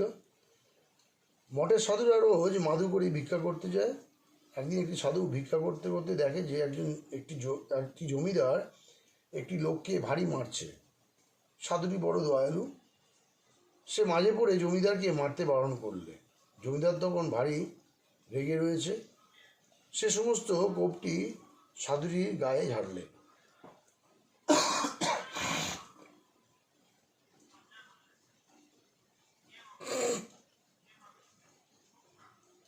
এমন পড়া করলে যে সাধুটি অচৈতন্য হয়ে পড়ে রইল। কেউ গিয়ে মঠে খবর দিলে তোমাদের একজন সাধুকে জমিদার ভারী মেরেছে। মঠের সাধুরা দৌড়ে এসে দেখে সাধুটি অচৈতন্য হয়ে পড়ে রয়েছে। তখন তারা 5 জনে ধরাধরি করে তাকে মঠের ভিতর নিয়ে গিয়ে একটি ঘরে শোয়ালে। সাধু অজ্ঞান। চারিদিকে মঠের লোকে ঘিরে বিমর্ষ হয়ে বসে আছে। কেউ কেউ বাতাস করছে। একজন বললে, মুখে একটু দুধ দিয়ে দেখা যাক। মুখে দুধ দিতে দিতে সাধু চৈতন্য হলো। চোখ মেলে দেখতে লাগলো। একজন বললে, ওয়ে দেখি জ্ঞান হয়েছে কি না, লোক চিনতে পারছে কি না। তখন সে সাধুকে খুব চেঁচিয়ে জিজ্ঞাসা করলে, মহারাজ তোমাকে কে দুধ খাওয়াচ্ছে? সাধু আস্তে আস্তে বলছে, ভাই যিনি আমাকে মেরেছিলেন তিনিই দুধ খাওয়াচ্ছেন। ঈশ্বরকে জানতে না পারলে এরূপ অবস্থা হয় না। মনিরা বলছেন, আজ্ঞে আপনি যে কথা বললেন সে তো বড় উচ্চ অবস্থা। ভাস্করানন্দের সঙ্গে এইসব 5 রকম কথা হয়েছিল। তো শ্রীরামকৃষ্ণ বলছেন, কোনো বাড়িতে থাকেন? তো মহিলা বলছেন, একজনের বাড়িতে থাকেন। শ্রীরামকৃষ্ণের বয়স কত বয়স? তো মহিলা বলছেন 55 হবে। শ্রীরামকৃষ্ণ বলছেন, আর কিছু কথা হলো? তো মহিলা বলছেন, আমি জিজ্ঞাসা করলুম ভক্তি কিসে হয়? তিনি বললেন, নাম করো, রাম নাম বলো। শ্রীরামকৃষ্ণ বললেন, এ বেশ কথা।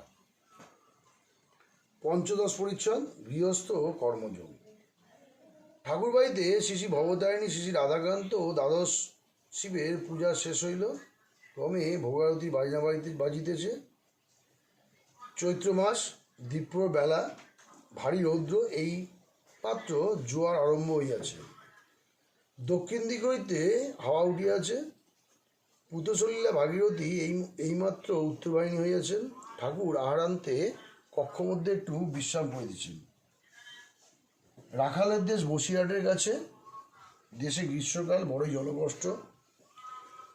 শ্রীরামকৃষ্ণ মণিমল্লিকের প্রতি, দেখো রাখাল বলছিল ওদের দেশে বড় জলকষ্ট, তুমি ওখানে একটা পুষ্করিণী কাটাও না কেন, তাহলে কত লোকের উপকার হয়। সহাস্যে সে বলল, তোমার নাকি অনেক টাকা আছে, অত টাকা নিয়ে কি করবে? তা শুনেছি তেলিরে নাকি বড় হিসেবি। ঠাকুরও ভক্তগণের হাস্য। মনিলাল মল্লিকের বাড়ি কলকাতায় সিন্দুরিয়াপটির ব্রাহ্ম সমাজে সাংবৎসরিক উৎসব উপলক্ষে তিনি অনেককে নিমন্ত্রণ করিয়া থাকেন। উৎসবে শ্রী রামকৃষ্ণকে নিমন্ত্রণ করিয়া থাকেন। মনিলালে বরানগরে একখানি বাগান আছে, সেখানে তিনি প্রায় একাকী আসিয়া থাকেন ও সেই সঙ্গে ঠাকুরকে দর্শন করিয়া যান। মনিলাল যথার্থ হিসেবী লোক বটে। সমস্ত গাড়ি ভাড়া করিয়া বরানগে প্রায় আসেন না। ট্রামে চাপিয়া প্রথমে শোভাবাজার আসেন, সেখানে শেয়ারের গাড়িতে চাপিয়া বরানগর আসেন। অর্থের অভাব নাই। কয়েক বছর পরে গরিব ছাত্রদের ভরণ পোষণের জন্য এককালে প্রায় 25,000 টাকা বন্দোবস্ত করিয়া দিয়াছিলেন। মনিলাল চুপ করিয়া রইলেন। কিয়ৎক্ষণ পরে কথার পর কথার পিঠে বললেন, মহাশয় পুষ্করিণীর কথা বলছিলেন, তা বললেই হয়, তা আবার তেলি বলা কেন? ভক্তেরা কেউ কেউ মুখ টিপে হাসিতেছেন, ঠাকুরও হাসিতেছেন। 16শ পরিচ্ছদ, পৃষ্ঠা 165। দক্ষিণেশ্বরে শ্রী শ্রী রামকৃষ্ণ, ব্রাহ্মগণ ও প্রেমতত্ত্ব। কিয়ৎক্ষণ পরে কলিকাতা হইতে কয়েকটি পুরাতন ব্রাহ্মভক্ত আসিয়া উপস্থিত হইলেন। তার মধ্যে একজন শ্রীযুক্ত ঠাকুরদাস সেন। ঘরে অনেকগুলোই ভক্তের সমাগম হইয়াছে। ঠাকুর ছোট খাটটিতে বসিয়া আছেন, সহাস্য বদন, বালক মূর্তি উত্তরাশ্য ইয়া বসিয়া আছেন। ব্রাহ্মভক্তদের সঙ্গে আনন্দে আলাপ করিতেছেন শ্রীরামকৃষ্ণ ব্রাহ্ম ও অন্য ভক্তদের প্রতি। তোমরা প্যাম প্যাম করো, কিন্তু প্রেম কি জিনিস গা? চৈতন্যদেবের প্রেম হয়েছিল। প্রেমের দুটি লক্ষণ। প্রথম, জগৎ ভুল হয়ে যাবে, এতে ঈশ্বরের ভালোবাসা,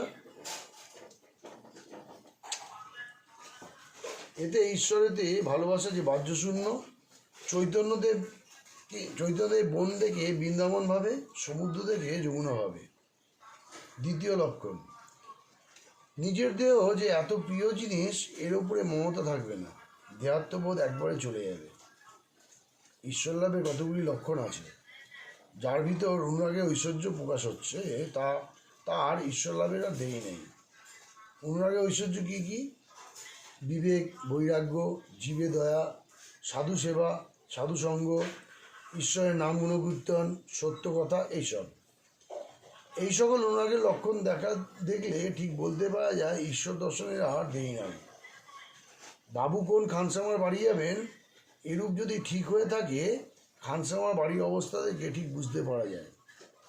প্রথমে বন জঙ্গল কাটা হয়, ঝুল ঝাড়া হয়, ঝাঁটপাট দেওয়া হয়।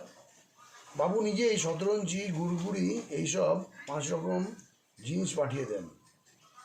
এইসব আসতে দেখলে লোকেরা বুঝতে বাকি থাকে না বাবু এসে পড়বেন বলে। একজন ভক্ত, আগে বিচার করে কি ইন্দ্রিয় নিগ্রহ করতে হয়? শ্রীরামকৃষ্ণ বলছেন, ও এক পথ আছে, বিচার পথ। ভক্তিপথেও ইন্দ্রিয় নিগ্রহ আপনি হয়ে যায়, আর সহজে হয়। ঈশ্বরের উপর যত ভালোবাসা আসবে, ততই ইন্দ্রিয় সুখ আলুনি লাগবে। যেদিন সন্তান মারা গেছে, সেই শোকের উপর স্ত্রী পুরুষের দেহ সুখের দিকে কি মন থাকতে পারে? একজন ভক্ত,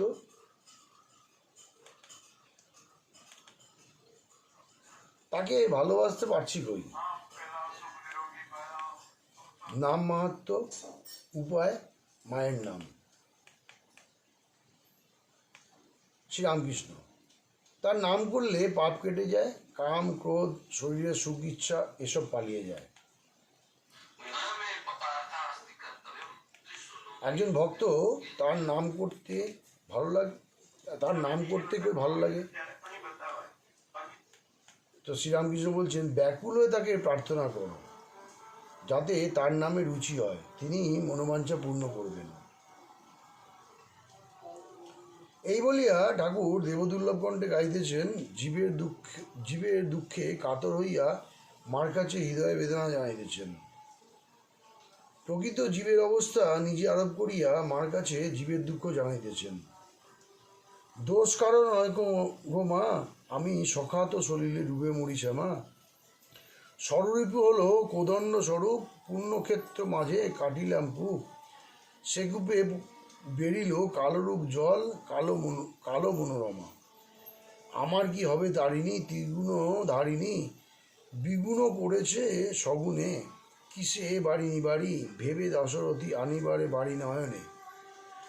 ছিল বাড়ি কক্ষে, ক্রমে এলো বক্ষে,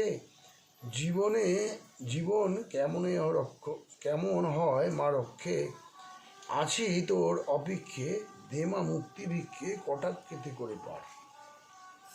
আবার গান গাইতেছেন, জীবের বিকার রোগ, তার নামে রুচি হলে বিকার কাটে। একই বিকার শঙ্করী, কৃপা চরণ তরি, পেরে ধনন্তরী। অনিত্য গৌরব হলো অঙ্গদাহ, আমার একই হলো পাপমোহ। তাই ধনজন তৃষ্ণা না হয় বিরহ, কিসে জীবন ধরি। অনিত্য আলাপ, কৃপা প্রলাপ, সতত সর্বমঙ্গলে। মায়া কাকনিদ্রা তাহে, দাশরথীর নয়ন যুগলে। হিংসারূপ তাহে, সে উদরে কৃমি।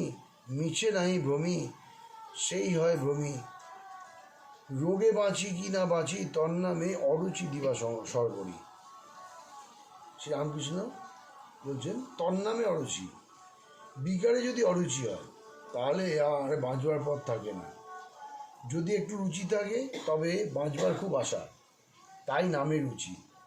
ঈশ্বরের নাম করতে হয়, দুর্গা নাম, কৃষ্ণ নাম, শিব নাম, যেসব নাম বলে ঈশ্বরকে ডাকো না কেন, যদি নাম করতে করতে দিন দিন বাড়ে, অনুরাগ দিন দিন বাড়ে, যদি আনন্দ হয়, তাহলে আর কোনো ভয় নাই। বিকার কাটবেই কাটবে, তার কৃপা হবেই হবে। আন্তরিক ভক্তি ও দেখানো ভক্তি, ঈশ্বর মন দেখেন। যেমন ভাব তেমনি লাভ। দুজন বন্ধু পথে যাচ্ছে, এক জায়গায় ভাগবত পাঠ হচ্ছিল। একজন বন্ধু বললে, এসো ভাই একটু ভাগবত শুনি। আর একজন একটু উকি মেরে দেখলে। তারপর সে সেখান থেকে চলে গিয়ে বেশ্যালয়ে গেল। সেখানে খানিক পরে তার মনে বড় বিরক্তি এলো। সে আপনা আপনি বলতে লাগলো, ধিক আমার বন্ধু আমার হরিকথা শুনছে, আর আমি কোথায় পড়ে আছি। এদিকে যে ভাগবত শুনছে তারও ধিক্কার হয়েছে। সে ভাবছে, আমি কি বোকা, কি ব্যাড় করে বকছে, আর আমি এখানে বসে আছি। বন্ধু আমার কেমন আমোদ আহ্লাদ করছে। এরা যখন মরে গেল, তখন যে ভগবত শুনছিল তাকে যমদূত নিয়ে গেল, আর যে বেশ্যালয়ে গেছিল তাকে বিষ্ণুদূত এসে বৈকুণ্ঠ নিয়ে গেল। ভগবান মন দেখেন, কে কি কাজে আছে, কে কোথায় পড়ে আছে তা দেখেন না। ভাবগ্রাহী জনার্দন। কর্তাবাজারা মন্ত্র দিবার সময় বলে, এখন তোর মন, অর্থাৎ এখন সব তোর মনের ওপর নির্ভর করছে। তারা বলে, যার ঠিক মন তার ঠিক কারণ, তার ঠিক লাভ। মনের গুণে হনুমান সমুদ্র পার হয়ে গেল। আমি রামের দাস, আমি রাম নাম করছি, আমি কি না পারি এই বিশ্বাস। কেন ঈশ্বর দর্শন হয় না? অহং বুদ্ধির জন্য। যতক্ষণ অহংকার ততক্ষণ অজ্ঞান। অহংকার থাকতে মুক্তি নাই। গরুগুলো হাম্বা হাম্বা করে আর ছাগলগুলো ম্যাঁ ম্যাঁ করে, তাই ওদের কত যন্ত্রণা। কসাইয়ে কাটে, জুতো, ঢোলের চামড়া তৈরি করে, যন্ত্রণার শেষ নাই। হিন্দিতে হাম মানে আমি, আর ম্যায় মানেও আমি করে বলে কত কর্মভোগ। শেষে নারী বুড়ি থেকে ধুনুরির তাঁত তৈরি করে, তখন ধুনুরির হাতে তুমু তুমু, অর্থাৎ তুমি বলার পর তবে নিস্তার, আর ভুগতে হয় না। হে ঈশ্বর, তুমি কর্তা আর আমি অকর্তা, এরই নাম জ্ঞান। নিচু হলে তবে উঁচু হওয়া যায়। চাতক পাখির বাসা নিচে, কিন্তু ওঠে খুব উঁচুতে। উঁচু জমিতে চাষ হয় না, খাল জমি চাই, তবে জল জমে, তবে চাষ হয়। গৃহস্থ লোকে সাধুসঙ্গ প্রয়োজন, যথার্থ দরিদ্রকে। একটু কষ্ট করে সৎসঙ্গ করতে হয়। বাড়িতে কেবল বিষয়ের কথা, রোগ লেগেই আছে। পাখি দাঁড়ে বসে তবে রাম রাম বলে, বনে উড়ে গেলে আবার ক্যাঁ ক্যাঁ করবে। টাকা থাকলেই বড় মানুষ হয় না। বড় মানুষের বাড়ির একটি লক্ষণ যে সব ঘরে আলো থাকে। গরিবরা তেল খরচ করতে পারে না, তাই তত আলো বন্দোবস্ত করে না। এই দেহ মন্দির অন্ধকারে রাখতে নেই, জ্ঞানদীপ জেলে দিতে হয়। জ্ঞানদীপ জেলে ঘরে ব্রহ্মময়ীর মুখ দেখো না। প্রার্থনা তত্ত্ব চৈতন্যের লক্ষণ। সকলেরই জ্ঞান হতে পারে, জীবাত্মা আর পরমাত্মা। প্রার্থনা করো, সেই পরমাত্মার সঙ্গে সব জীবের যোগ হতে পারে। গ্যাসের নল সব বাড়িতেই খাটানো আছে। গ্যাস কোম্পানির কাছে গ্যাস পাওয়া যায়, আর্জি করলেই গ্যাস বন্দোবস্ত করে দেবে, ঘরেতে আলো জ্বলবে। শিয়ালদায় অফিস আছে, সকলের হাস্য।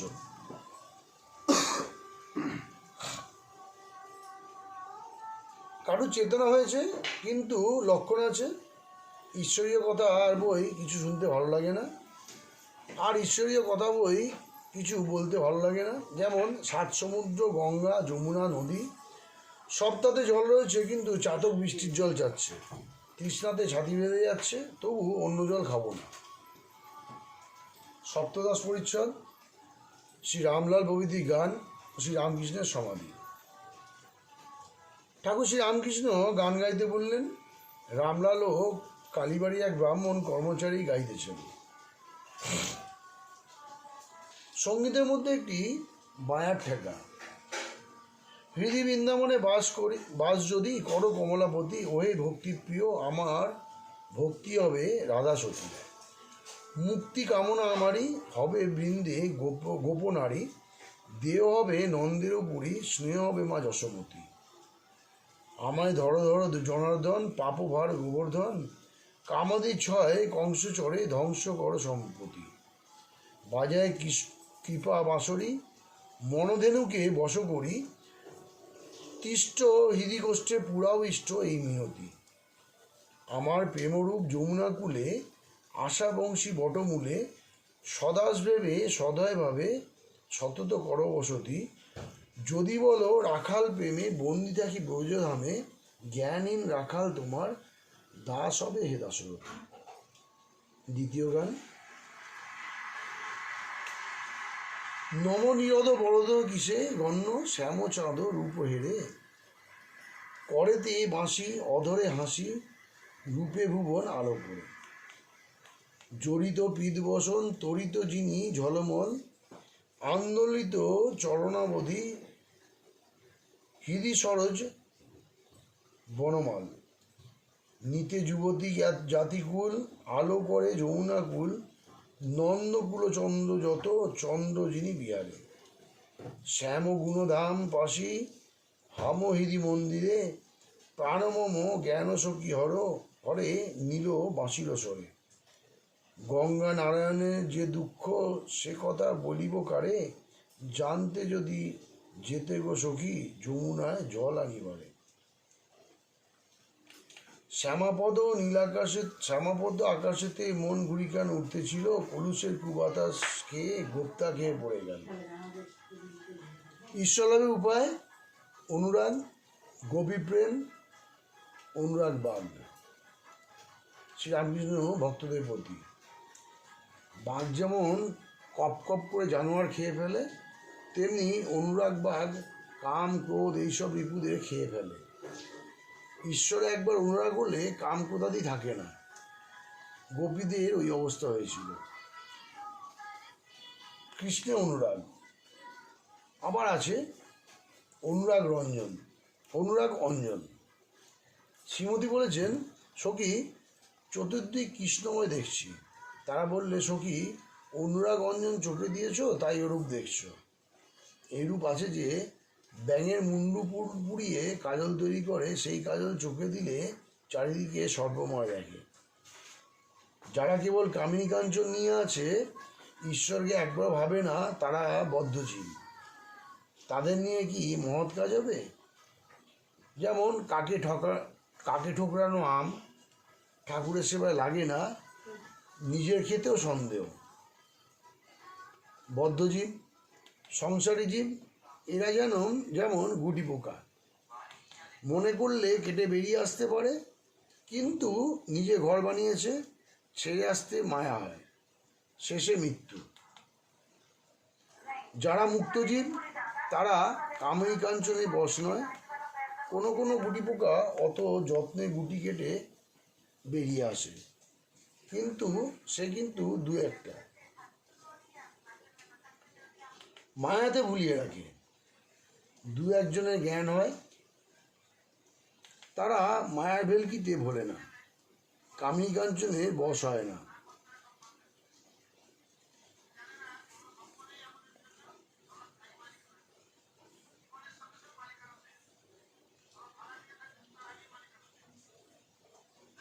আঁতুর ঘরে ধুলোহাঁড়িতে খোলা যে পায়ে পড়ে, তার বাজিকরের ড্যাম ড্যাম শব্দের ভেলকি লাগে না।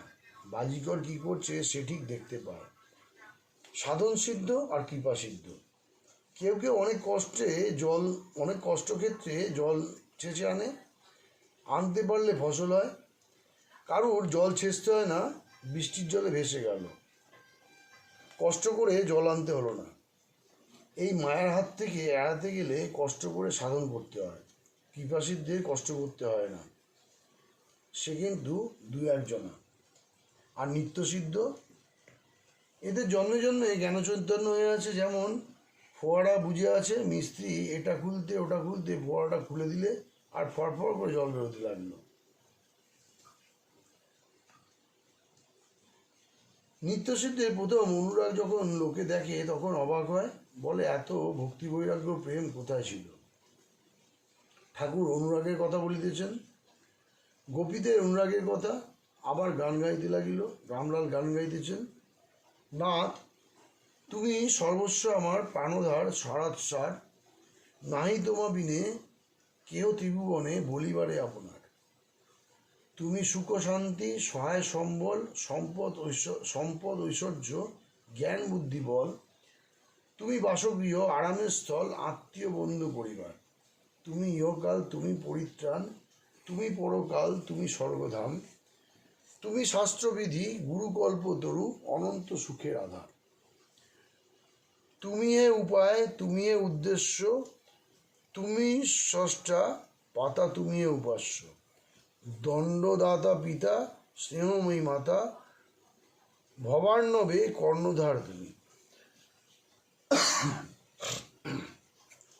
শ্রীরামকৃষ্ণ ভক্তদের প্রতি, আহা কি গান, তুমি সর্বস্ব আমার। গোপীরা অক্রূর ভালোবাসার পর শ্রীমতীকে বললে, রাধে তোর সর্বস্ব ধন হরে নিতে এসেছে এই ভালোবাসা, ভালোবাসার জন্য এত ব্যাকুলতা। আবার গান চলিতে লাগলো, ধরো না রথচক্রে রথ কি চক্রে চলে, যে চক্রের চক্রী হরি, যার চক্রে জগৎ চলে।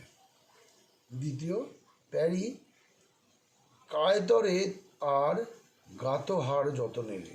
গান শুনতে শুনতে ঠাকুর শ্রী রামকৃষ্ণ গভীর সমাধি সিন্ধুর মধ্যে মগ্ন হইলেন। ভক্তেরা একদৃষ্টি ঠাকুরের দিকে অবাক হইয়া দেখিতেছেন, আর সারা শব্দ নাই।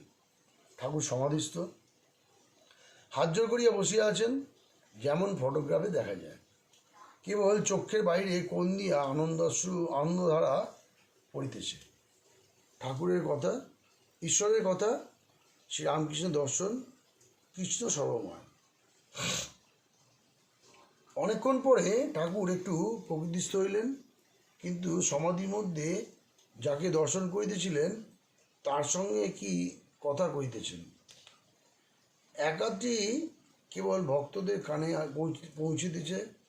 ঠাকুর আপনা আপনি বলেছেন, তুমি আমি আমি তুমি, তুমি খাও তুমি আমি খাও, বেশ কিন্তু হচ্ছ। এ কি নেবা লেগেছে, চারদিকে তোমায় দেখছি। কৃষ্ণ হে দীনবন্ধু প্রাণবল্লভ গোবিন্দ। প্রাণবল্লভ গোবিন্দ বলতে বলতে আবার সমাধিস্থ হইলেন। ঘর নিস্তব্ধ। ভক্তগণ মহাভাবময় ঠাকুর শ্রী রামকৃষ্ণকে অতৃপ্ত নয়নে বারংবার দেখিতেছেন। অষ্টাদশ পরিচ্ছদ। শ্রীরামকৃষ্ণ উৎসাহাবেশ, তার মুখে ঈশ্বরের বাণী। শ্রীযুক্ত অধর সেনের দ্বিতীয় দর্শন, গৃহস্থের প্রতি উপদেশ।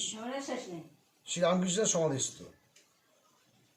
ছোট ঘাটটিতে বসিয়া ভক্তেরা চতুর্দিকে উপবিষ্ট। শ্রীযুক্ত অধর সেন কয়েকটি বন্ধুর সঙ্গে আসিয়াছেন।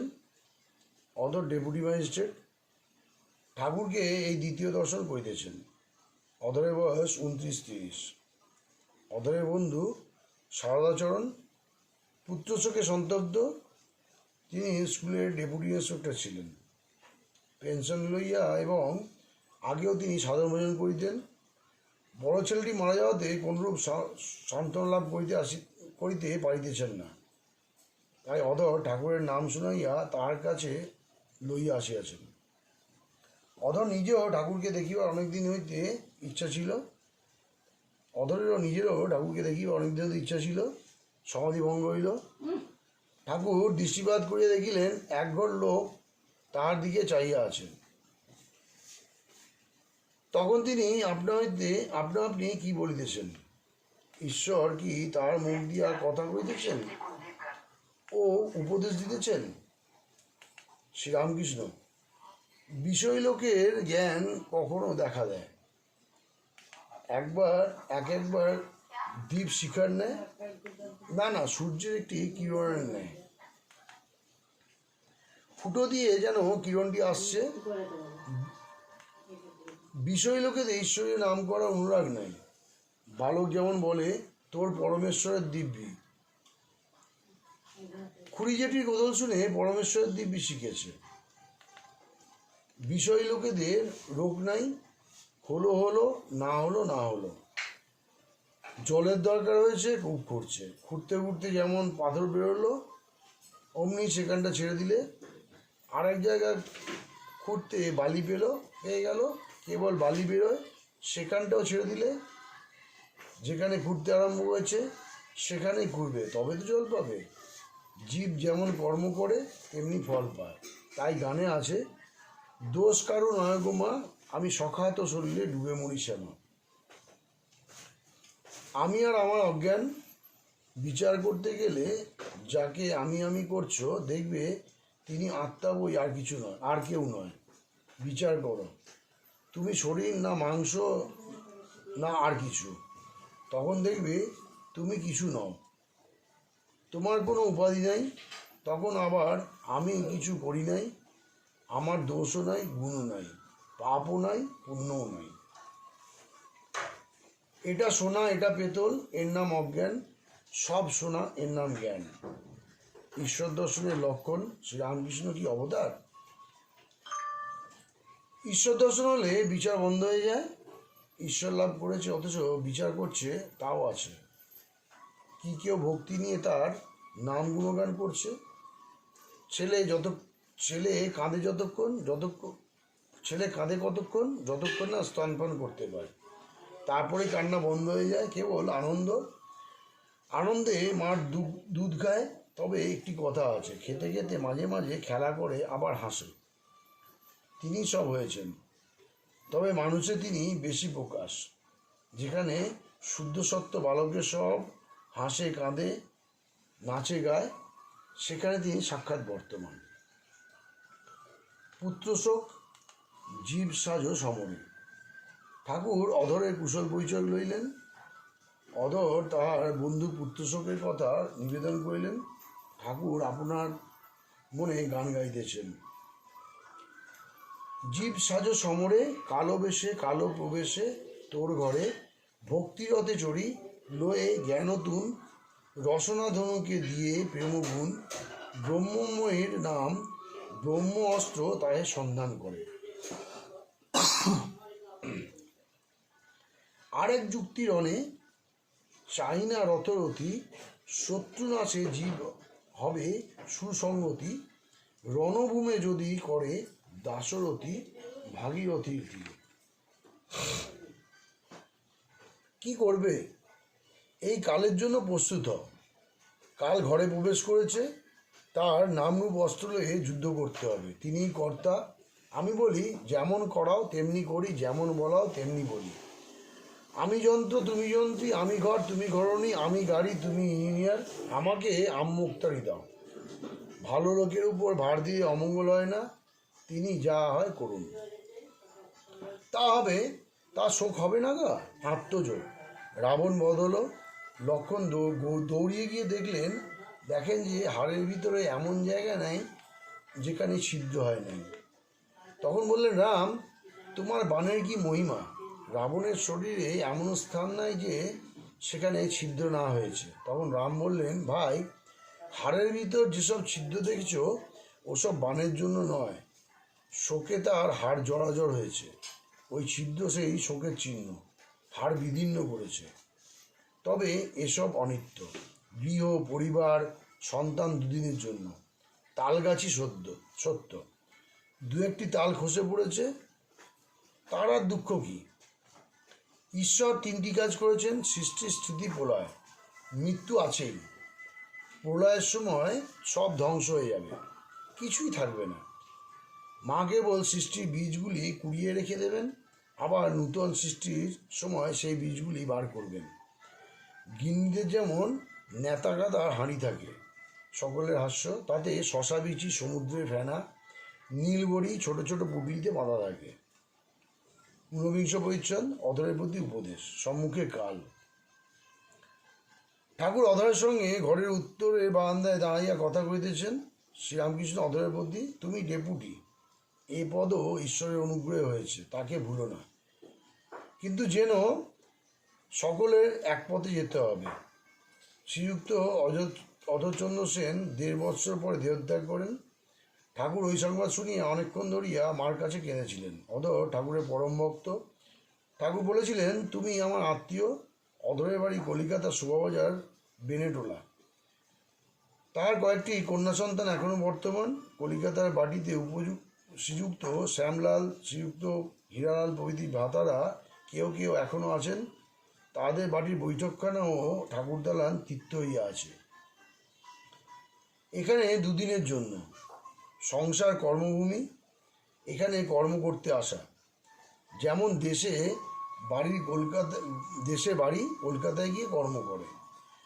কিছু কর্ম করা দরকার, সাধন। তাড়াতাড়ি কর্মগুলি শেষ করে নিতে হয়। স্যাঁকড়ারা সোনা গলাবার সময় হাঁপড় পাখা চোঙ দিয়ে হাওয়া করে, যাতে আগুনটা খুব হয়ে সোনাটা গলে। সোনা গলার পর তখন বলে, তামাক সাজো, এতক্ষণ কপাল দিয়ে ঘাম পড়ছিল, তারপরেই তামাক খাবে। খুব রোগ চাই, তবে সাধন হয়। দৃঢ় প্রতিজ্ঞা। তার নাম বীজের খুব শক্তি। অবিদ্যা নাশ করে। বীজ এত কোমল, অঙ্কুর এত কোমল, তবু শক্ত মাটি ভেদ করে, মাটি ফেটে যায়। কামিনী কাঞ্চনের ভেতরে থাকলে মন বড় টেনে লয়। সাবধানে থাকতে হয়। ত্যাগীদের অত ভয় নাই। ঠিক ত্যাগী কামিনী কাঞ্চন থেকে তফাতে থাকে। তাই সাধন থাকলে ঈশ্বরে সর্বদা মন রাখতে পারে। ঠিক ত্যাগী যারা সদা সর্বদা ঈশ্বরে মন দিতে পারে, তারা মৌমাছির মতো কেবল ফুলে বসে মধু পান করে। সংসারে কামিনী কাঞ্চনের ভিতরে যে আছে, তার ঈশ্বরে মন হতে পারে। আবার কখনো কামিনী কাঞ্চনও মন হয়। যেমন সাধারণ মাছি সন্দেশেও বসে, আর পচা ঘায়েও বসে, বিষ্ঠাতেও বসে। ঈশ্বরেতে সর্বদা মন রাখবে। প্রথমে একটু খেটে নিতে হয়, তারপর পেনশন ভোগ করবে।